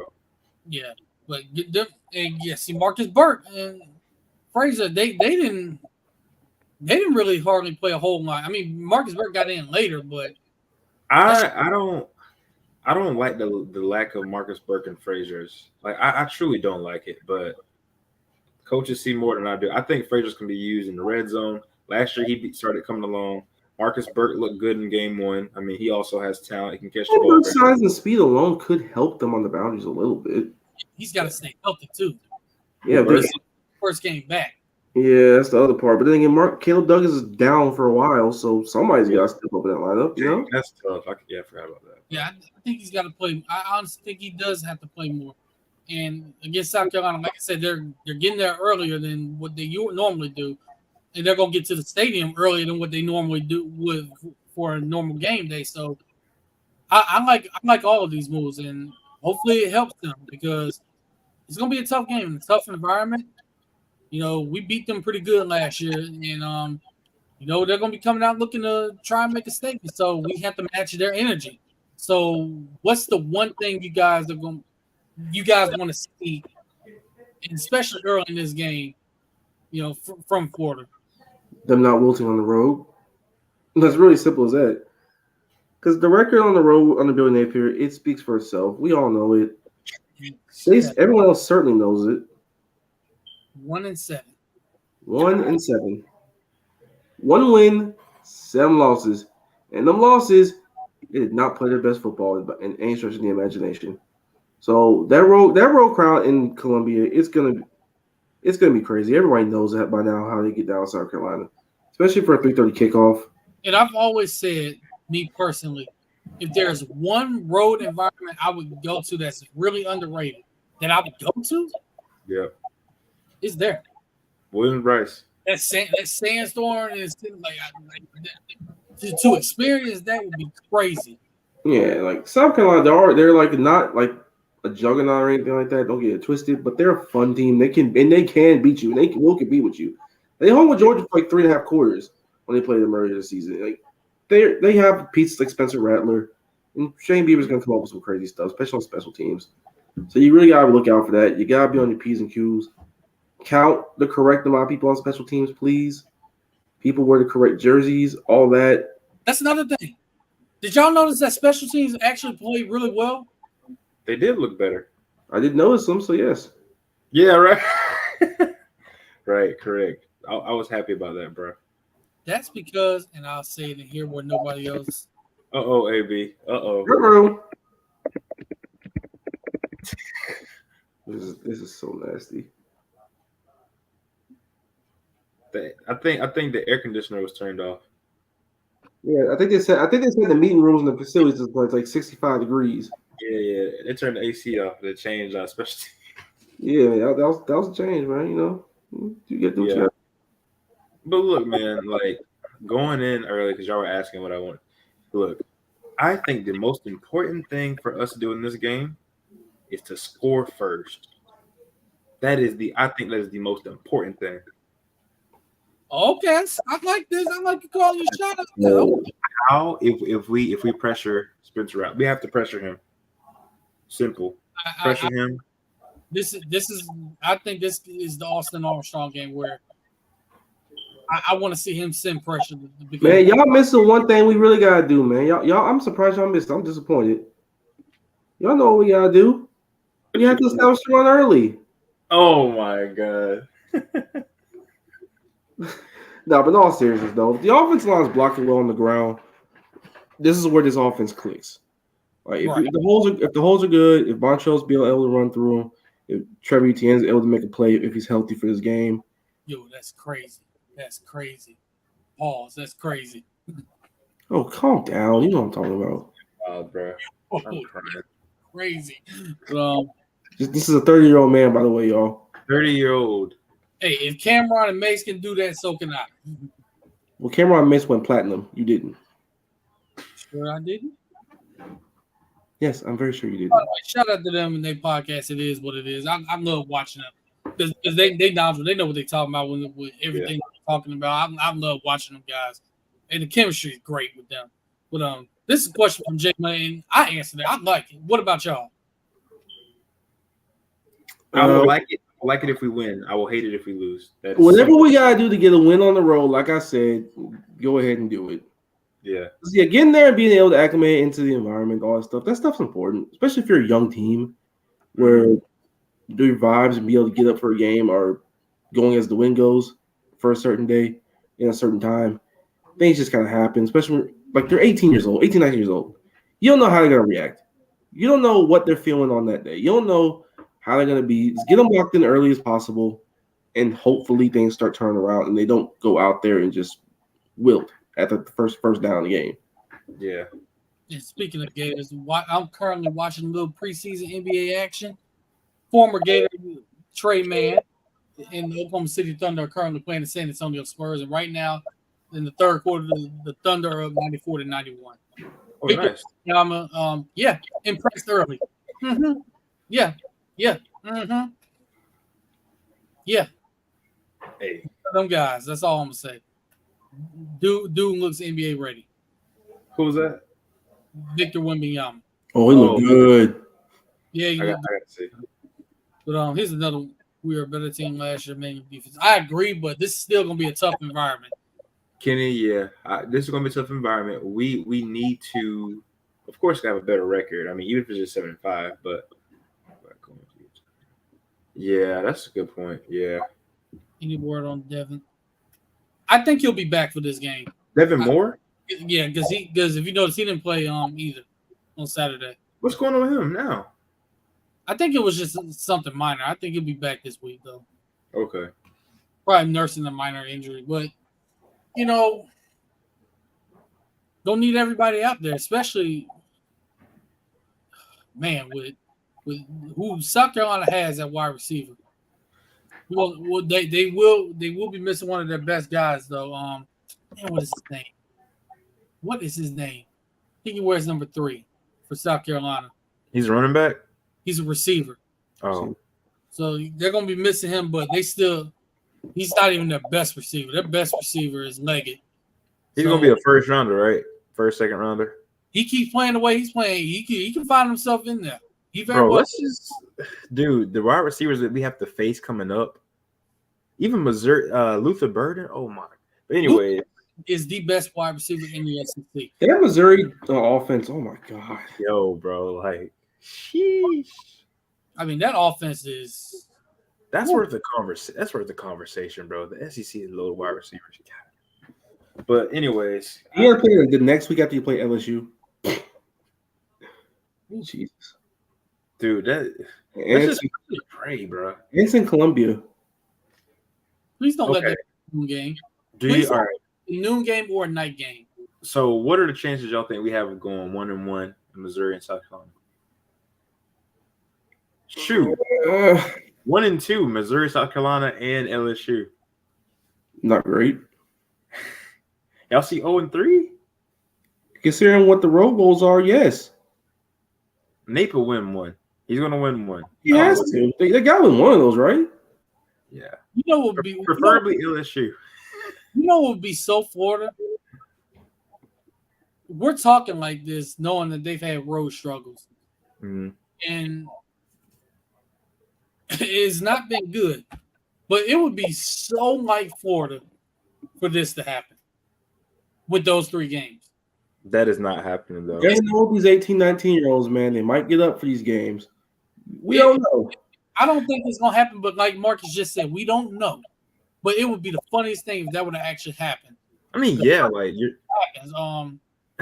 we have a better defense than I think we have a better defense than South Carolina, Missouri, and LSU. Their offensive line is terrible. I'm not even going to lie about that. Yeah. Send the pressure. Send Scoob. 38-10. If we go up there and we win 38-10, I will be highly impressed. Wait, who's in it? Rob, who's in it in a tie? I don't know about that one, bro. I can't co-sign that one. Yeah. I don't know. I know because we ain't ending in ties no more. They got rid of that. That they got rid of that when they started screwing teams out of national championship games. So yeah, we ain't gonna end in no tie. See, Jerry, never say never. Yeah, but I think I'm saying that wrong. I'm not getting my hopes up with that one, bro. 2-1 would be great. I Massive. that would be huge, I think, for Napier, man. I mean, that would say he's moving in the right direction. I just know, we haven't been healthy all year on the offensive line, like as far as just being consistent. So that's going to be tough to do as far as like winning on the road without absolute cohesion on the offensive line. Graham Mertz, he also has a horrible road record himself throughout his career. Hopefully he can play well at Williams-Brice and we get a win. But it's tough, man. I mean, I don't know. I'm hoping that he goes in and has a great game. Pretty much what I said against Kentucky. We need Graham Mertz to throw under 30 passes. We need Etienne and Montreal or Trayon Webb to have 10 touches each. And we need to play well. Pray for me, y'all. Oh, my God. No way. I just got 2 players. I got 2 players playing right now. Oh, my God. And they came back on you like that? One on each team. Oh, and this is my other league, y'all. That's crazy. They got quit. Let me see what my scores are. My scores are lovely. Thank you, Travis Etienne. Yeah, thank you. Don't turn the ball over. No, That's the one thing. We got to win the turnover battle. We have absolutely got to win the turnover battle. special teams have to actually be special. Mertz, don't put the ball in harm's way like we always been doing, like you've been doing all season. Take the shots when they're there. Offensive line, for the love of God, bring your hard hats. Like the offense is as a structure is going to be what it is. It's not going to be exciting. It's not going to be pretty. It's going to be bullish ugly at times, to be honest with you. But hey, if they block and they execute the plays that are out there, then we'll be all right. The defense just continue to be sound. Tackle. Don't wilt. They're going to make some plays because Spencer Rattler's a good quarterback. You got to stay in the game, stay the course. Blitz them, pressure them, do what you got to do. Bro, I'm like the high scorer in my league. This is pissing me off. Anyways. Yeah, but looking at this game, I would say offensively what I want to see is, let's get Eugene Wilson third involved, like early, often. Even as a decoy. Because even as a decoy, if you watch, teams are starting to key in on him, but it's opening everything up for everybody else. Mm-hmm. Right. See, now you're seeing Ricky get open more often. Now you're seeing Arlis Boardingham starting to thrive. Yeah. That's the thing. Him being just a decoy is starting to open things up for more players and more receivers, more tight. So that's what I mean when I say get him involved early. And you also saw was a lot of punt faking. Like they go motion, see a punt fake there. Vanderbilt bid on it a good amount of times. So, and Jimmy Garoppolo just threw an interception. Yeah, we're forward. But find a way to even, like I said, use him as a decoy and get him involved that way. Because seeing Arlis Boardingham do what he did this past week, I think honestly, he's starting to get more confident. He's starting to really put it all together, and even as a blocker. Yeah, let's say blocker as well. That's the thing. He blocked really well in this game. Yep. He just got to keep being consistent and keep putting it all together. I'm proud of what I'm seeing from him because it was a time where it wasn't looking that great for him. He wasn't really getting on the field. Now he's practicing better, which is him playing better. His confidence is growing, like I said. I'm impressed with what I'm seeing from him. And I want to see more of it, but we got ourselves a big-time target with him. Yeah, absolutely. He's a tight end that this offense uses him a lot. But, like, do any of them scare you to go down the field or just run out at all? No. Arlis has that ability to do it. So, if he's able to stay consistent and keep practicing, keep his good habits up, and able to get on the field and contribute in those ways, and that's a big boom for this offense because they need somebody that can make a move other than Trey. Yeah, I agree. Because that Ricky Pearsall motion is not scaring anybody. I'm sorry. It's just you don't think they'll show more than what they show. See, if you haven't shown anything by this time in the conference play, then what are we doing? Here's the thing, Jerry. I think it's actually going to start because now what they did, they ran a reverse off. They ran a reverse off of it to him. That was good. That was good. That was more creative. Yeah, it was more creative. They're able to. So now that motion, and now you got to worry about the pop pass with Eugene Wilson. So that motion it's starting to work a little bit more now. As long as it's creative and it's not just feeding Montreal up the middle with that motion, it's like On both, on both sides of the ball. You know I think what? we'll see a lot more pressure. Blitzing. Yep, I was just about to get ready to say that. I think you're Yep. gonna see pressure in this game and I think honestly, Florida really needs to look at that North Carolina film to see what they did. They got a lot of pressure on Spencer Rattler, and he just did not play his best game. Now, of course, Pressure from different areas. yeah. Now, of course, you want to look at what they did last week as well, because I mean, just getting two different sides of the film. So, and gonna really keep running the damn ball. Yeah, I agree. If it's 7-0, I agree. Yeah, when we get down 14 now, it's gonna be a little dicey. Even then, you don't have to completely abandon it or anything, but you can still do it. But Getting down 14 is not ideal. Like Napier, when he's down 14-0, this man loses his mind. You see that? Can they run forward wide? They actually have a few times, and the few times they did, they were able to run the ball better because you can stack the box. Also, if we're gonna do that, put Andy Jean out there because not only is he a great route runner, pass catcher of the ball, he can block his tail off. So yeah, I'll say this though, with because I expect Trevor Etienne to be back this week. I expect right now all the guys to be back. I'm not sure about Kingsley. We'll have to get an update on him, but I expect guys to be back. A lot of our main guys to be back. So hopefully, we can finally keep a cohesive offensive line. I do want to see more Cam Wade. I do want to see more Najee Harris also. yeah. Get to the second level. There. You said what? Get to the second level. If you're the offensive line, get to the second level. Push them boys off the ball. Defensive line, you can be physical. Because my thing is, if South Carolina can be physical enough to handle Georgia, go into the house and handle them a little bit, they're gonna be ready for us. For sure. I mean, transfer property in college football is kind of weird, but I get the point. Like they have guys that can do some things and create some movement. It's all up to us to actually to match that, especially on the road with a really young team, because they haven't been able to do that at Kentucky. They haven't been able to do it in Napier's entire tenure so far, so they really have to start doing it now. And Watch out for Jordan Strachan, bro. The edge. I'm telling you, he's nice. And you brought up Kentucky. I'm gonna say this.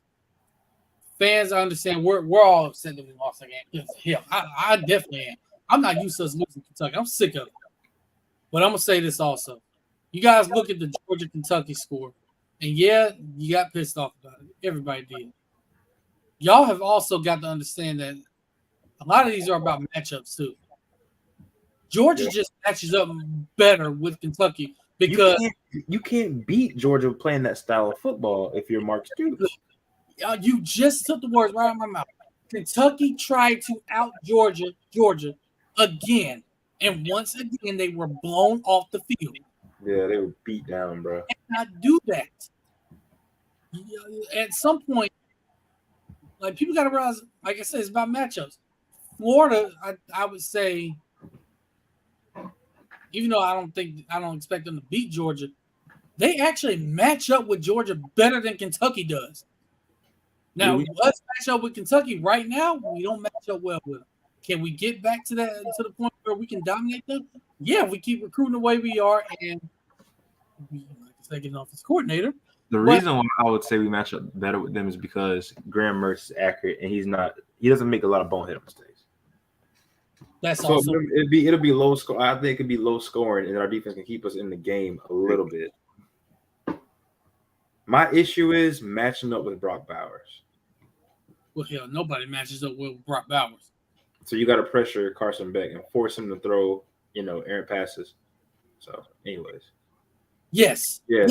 Without a doubt. Yeah. If that wasn't clear enough this past week, I don't know what else would be. Yeah, he's an every down tight end. Yeah, it is clear as day he is by far our best tight end. Yeah. So we want to see more of him. And I think this is a game where he can get busy too. Because I think the middle of the field is going to be open against the South Carolina defense. I think if you're Napier, look at what you did last year. You can kind of apply that same concept but also at the same time, don't be afraid to take some risk on defense. Like Spencer Rattler does not play well under pressure, in my opinion. Oh, AB about to win, bro. He about to win. Because I got AJ Dillon in my lineup. I had to take Aaron Jones out because apparently he wasn't able to play tonight. So Yeah, Well, you know, Green Bay does things where if it's a question, they're not gonna play you. yeah, so hopefully they get the ball to AJ Dillon again. Get him let him get about a few yards, maybe 3, 4, 5 yards. And here he goes. And I'm over here live tracking this. Does this put me ahead? Yes, it did. There we go. All right, boy. Yes. So AB, let's go ahead and get these score predictions, man. Honestly, But let's see what we got. I'll say this. AJ Dillon, you got me ahead. But if you fumble the football, I will break my foot off of your John Brown high, and then you run a mile. Saying that, meanwhile, your running back Tony Pollard did nothing from yesterday. But anyways, Touchdown. That seals the deal for me. oh, Dylan scored. Mm-hmm. Oh wow. But score prediction. Oh wait, hold on. We missed one here. The way we've always beat Kentucky is by using our athletes. Yeah, that's very true. That is very true. 1,000%, Rob. I'm not gonna get this part yet because Kyle Pitts was generational. No, let's not do that. Let's not do that. I want to do comparisons, but Maybe the next Cornelius Ingram. like relax. I think you meant Mac Jones. Oh. I'm sorry. We gonna say a prayer. We gonna You say think McCorkle? Mac Jones. Oh, McCorkle. Yes, McCorkle Jones. J Money, I love your positivity. You got Bro. Jay Money's score prediction. He says 38-10. You know what? Like I said, Jay Money, if we do that, I'm gonna be first of all, I'm gonna be feeling great going into the bye week. But Getting the win going to the bye week is essential, bro. it is. Like It is. whoa, that's crazy. Hey, Oh man. my! We can just see what Marcus just. I'm just saying, man. I got my sources, baby.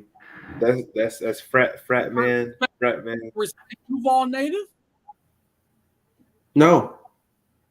Where's Mac? Where's Mac from? Jacksonville. Yeah.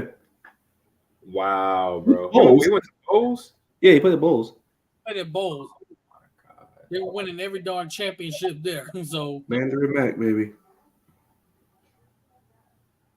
Jesus. Hey, some people need real estate in Jacksonville, man. We try to help them out here. that's your city, Marcus.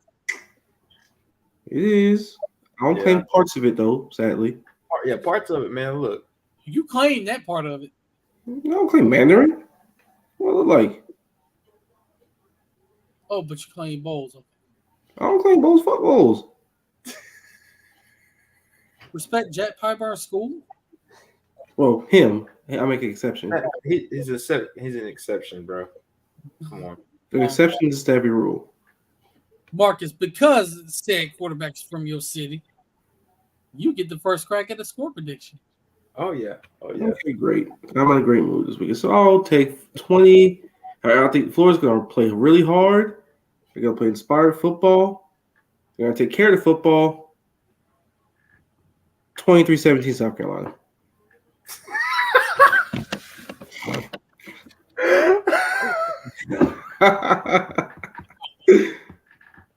Hey man, until I see the role woes change, that's just what I'm gonna pick the rest of the way. It is what it is. You heard it here first. Billy Napier's first road win this Second. year. Oh, I was gonna say, yeah, you forgot. Yeah, Wait. bro. Who we beat last year on the road? Who did we beat last year on the road? Oh, A&M. A&M. Oh, Texas. A&M. Anthony Richardson Masterclass. Okay, yes. I forget most of them anymore. Yeah. This is going to be Billy Napier's first win of the season this year on the road. and we're going to win 27 to 23 because Napier is going to run the ball early. We're going to score on the first drive. We're going to get a stop and a turnover. Mm-hmm. And Boardingham is going to be a mismatch for the linebackers, and we're going to be able to run the ball in the gaps. I hope so. Speaking of Boardingham, there you go, Jerry. 30. I'll do it, bro. I would do it. Need it. Hey, man. Look, bro. Look, man. I know it, Rob. I know it, man. I know it. You know, in my head, like logically, I'm like 24 to like 13, South Carolina, but like, I'm just gonna give us the benefit. We gotta win. We gotta win one road game, bro. You gotta do it at some point, right? Like considering the schedule and how some of these teams are looking that we have to play on the road this year, it's looking dicey because that LSU offense is lethal. We gotta play in Baton Rouge. The very next week, gotta play another lethal offense in Missouri, in Columbia. If that's noon kickoff, good luck. So you gotta win one of these. South Carolina has to be the game we win on the road. You know, I'm trying to go 2 for 2 on my birthday weekend, so please, Florida, don't disappoint me. But then again, that's also why I picked it because my track record when Florida plays in that particular weekend is not great, Bob. But It's we're gonna be a gonna good birthday, Marcus. It's gonna be a good birthday. I hope. So, AB, go ahead, bro. Oh God. Oh brother. What are we doing here? This man's fighting demons. That's what's going on right now. Come on, Memphis Bleak, make a pick. He's literally fighting demons. Because I agree with Marcus. I got to see Billy in the scene win a road game. This is a This first. is crazy. This is a first. Oh, clip this, Jerry. Yo, wait a minute. I'm definitely, bro. Are you serious? So with my score prediction, like I said, I got to see him win a road game. Think you finally see it this year. Oh, the fake out. You son of a bitch. I knew it. 28-21. And the reason why late in this game we'll be up 28-21. Mm-hmm. That's when you're going to see the pressure really get dialed up. I think Austin Armstrong sends pressure really all day long. Yeah. And because of that, it's going to lead to some turnovers.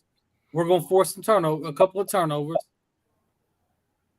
And this is, like I said, it's going to be a hard-fought game. It's really going to be a hard-fought game on the road. Yeah. And it's hard for me to pick this because, like I said, I got to see him win a road game. This man is fighting a major demon. He is fighting them hard, bro. I just think this is the road game right here that jumpstart Florida to be a better team on the road, because it's gonna be like getting the monkey off their back saying, "Hey, we did it. Finally got another win on the road.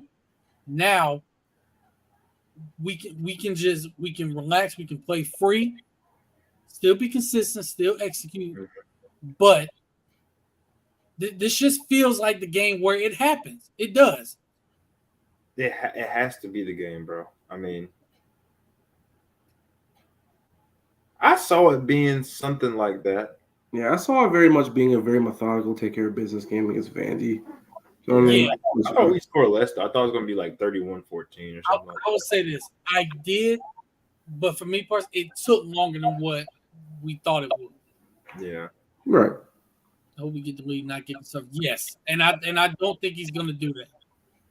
I think he learned his lesson from that with the Tennessee game. I don't think he's going to do that. No, you can't do that on the road. You got to keep trying to score.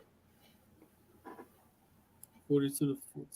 I don't know about that one, but I love the confidence though. I'll tell you right now, that happens. Celebratory. Oh yeah, I'm pouring up. That's all I'm saying. I mean, we Story. going into the season, we all predicted. Well, outside of AB thought we were going to be 7-0. Well, considering the fact Jeremiah Smith is not an Oklahoma commit. By the way, shout out to them for getting that win, even though you yeah, we found out they were for real. That was the game we were waiting on for them. Shout out to Hey, them. my condolences to my brother Brandon Park, Dr. Physical. Oh, I know he's sick. I know mean, he's sick, Oh, nah. bro. ask y'all about him because I know. Nah, Brandon is not. Yeah, sick. Hey, could be worse. Could be Darnell right now. Dog. I'm sorry. My bad, Darnell. My bad, man. We win, go to the bye week. Bro, Yeah. my thing is I cannot sit on the L for 2 weeks. I can't do it. Or a week. I can't do can't. it. I can't.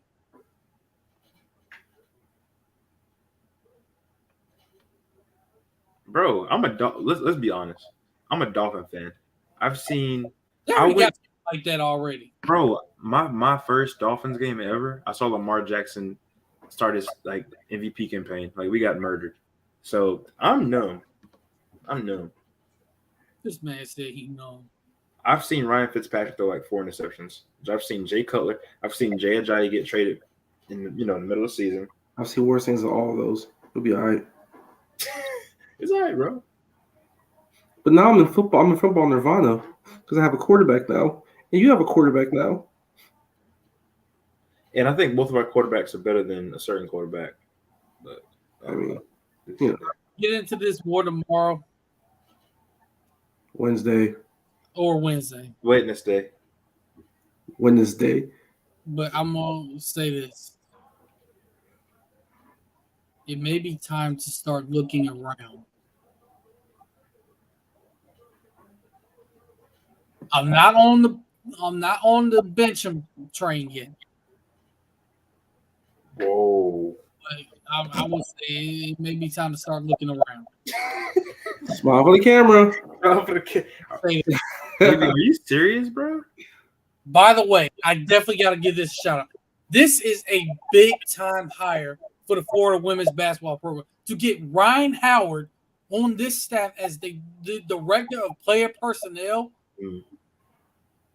This is a woman that was number 1 pick in the draft out of Atlanta Dream. She had a great season this past season, and she's able to do it because WNBA does not run into women's basketball. That's amazing. She'll be able to coach. This is a huge hire. Wait, bro, she was the number 1 overall pick? Yeah, in 2022. Wow. She was the number 1 overall pick in the draft. Played at the University of Kentucky, and she did kill us every time we played them. That's crazy. But yeah, she has been hired as the assistant director player personnel. That's big time. That's a big time hire. Well, I'm not on this train yet, but I'm getting close. We tried to warn you. We tried to warn you, bro. Yeah, Rob, I'm not gonna put that next comment up.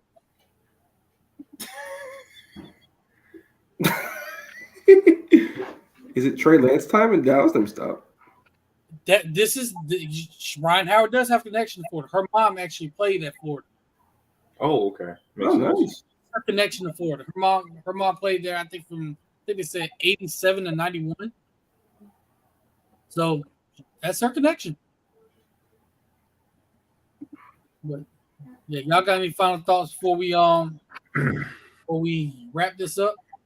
It's my birthday weekend. Please don't screw it up, Florida. You've done it every other time, but this time there's a slimmer of hope because you're not playing LSU. Yeah. My prayers to my Gators because I need this, man. I need this win this weekend. I need it. I hate South Carolina. I hate them. So let's get it done. I can't stand South Carolina either. We need Lattimore in 2010 is what I just can't. So yeah, Why you had to bring that up, man? that was awful. Pain. Why you had to bring that up? I'm sorry, man. I don't think you are. Bad day. Time I've ever been good with South Carolina beating us was 2014. Especially since Steve Spurrier literally said, "Yeah, this might be the game where Very next day, Yeah. search somebody was fired. Yep. We trying, man. We trying. We doing our best. We are, man.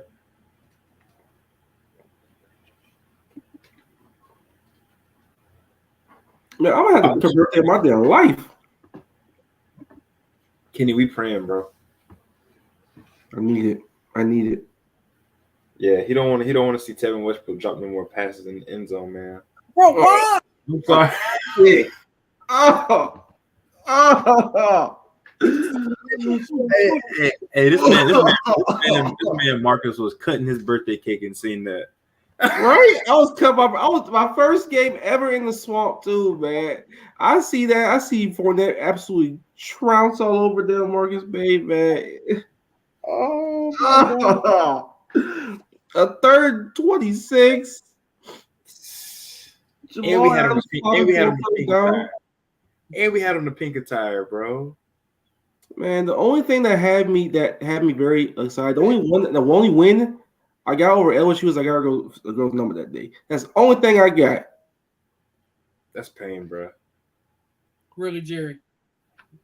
I'm sorry, bro. It's just No, hilarious. it was Always pain. a bad birthday with the Gators. Yeah, last year the game was played on my birthday exactly, and that's oh my god.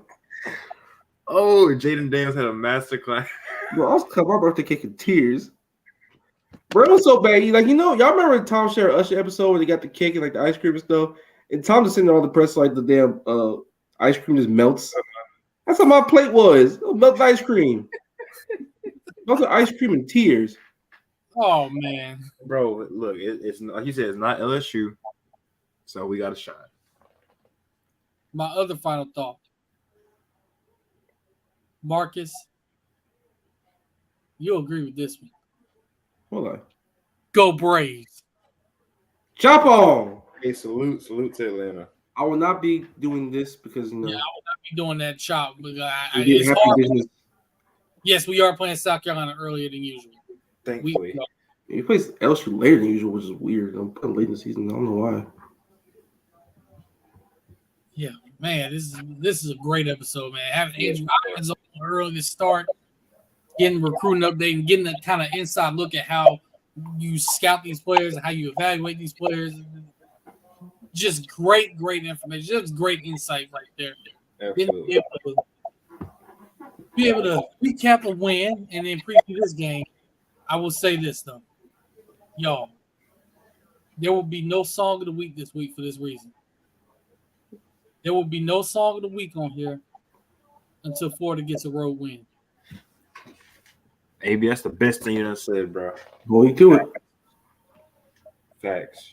Answer this question real quick before we get out of here. Yes, Rob. Yes. Yeah, hopefully. Expect them to be back. Hey man, his brother went crazy in London. I need him to go crazy in Columbia. And just to give y'all a little inside information on this, he's been banged up since the Tennessee game. That's what a lot of people don't know. So people have been wondering why Montrell Johnson's been getting more carries lately in games. There's your answer right there. ETN's been banged up since the Tennessee game. So you gotta cut him some slack right there. Hey, look, we got another back in Spider-Man, bro. So let's get it. Definitely.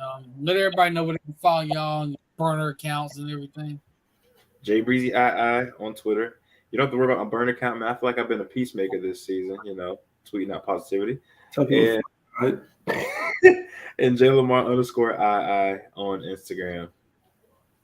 Well, y'all know me, Marcus Davis 904 on Twitter. I may or may not have this account deleted in case, Florida wins. And, of course, the Jags win. On my birthday, actually, this weekend.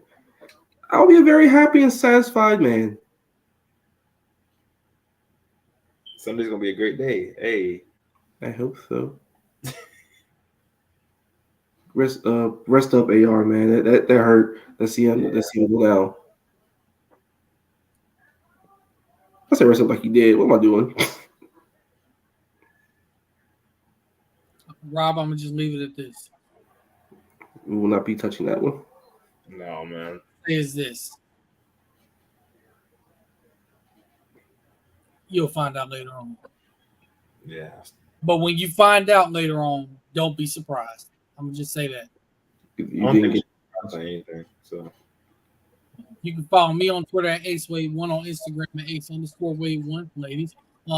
You can follow the podcast page on Twitter. Stop being a hater, Market. Follow the podcast page on Twitter at Inside_Swamp, on Instagram at Inside_Florida Athletics, and on TikTok at Inside Swamp. We will be doing more TikTok videos. Jerry, you will be doing the Oris Borningham dance on there when he scores a touchdown. You I will.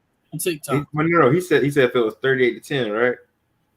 If it's somewhere around 38-10, around that score, you will be doing the video, the Arlen's Borderhand dance, and you will post it on the TikTok page.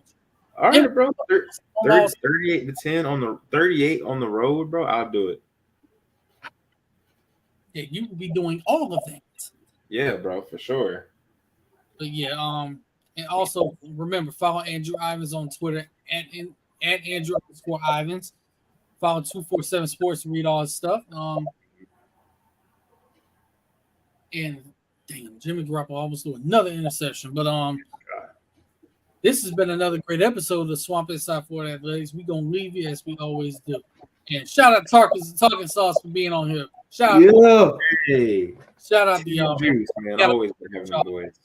We gotta My collab brothers. with y'all again, man. We definitely gotta collab with y'all again. We gotta have a mid-season checkup, bro. That bye week. Yeah, man, that probably was hit crazy, isn't it? Yeah. Definitely check in on the bye week. Definitely Yeah. have. And we gotta check in on the predictions we have before the season. See where everybody is on the leaderboard. Yeah. On that. But this has been another great episode of Swamp Inside Florida Athletics. We're gonna leave y'all as we always do. God bless y'all. Go Gators. Y'all stay safe out there. Take care of your loved ones. Tell them you love them every day. Take care of your mentals. Take care of your chicken. Always do, as we always say.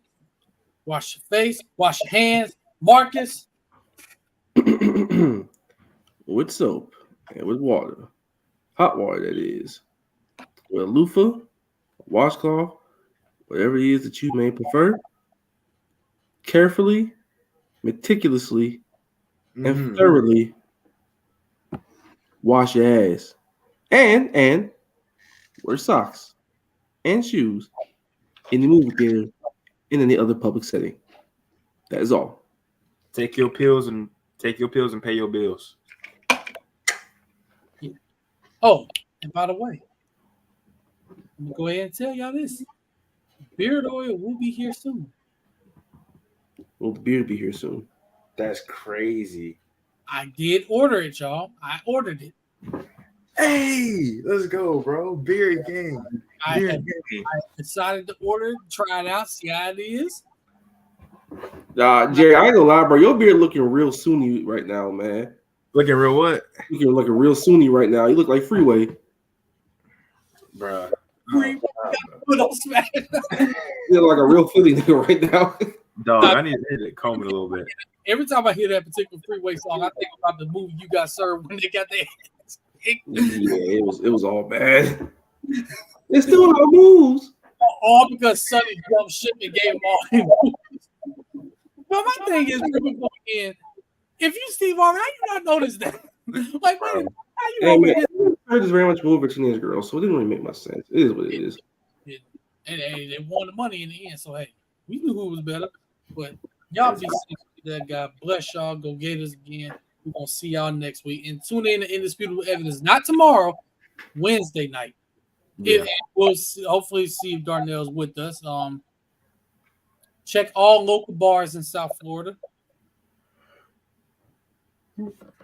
We put an APB out for Darnell. Particularly in the parking area. Yeah, particularly in the parking area. I know this man was sick to his stomach. Yeah. I don't because yeah, we're gonna definitely get into that game. Yeah.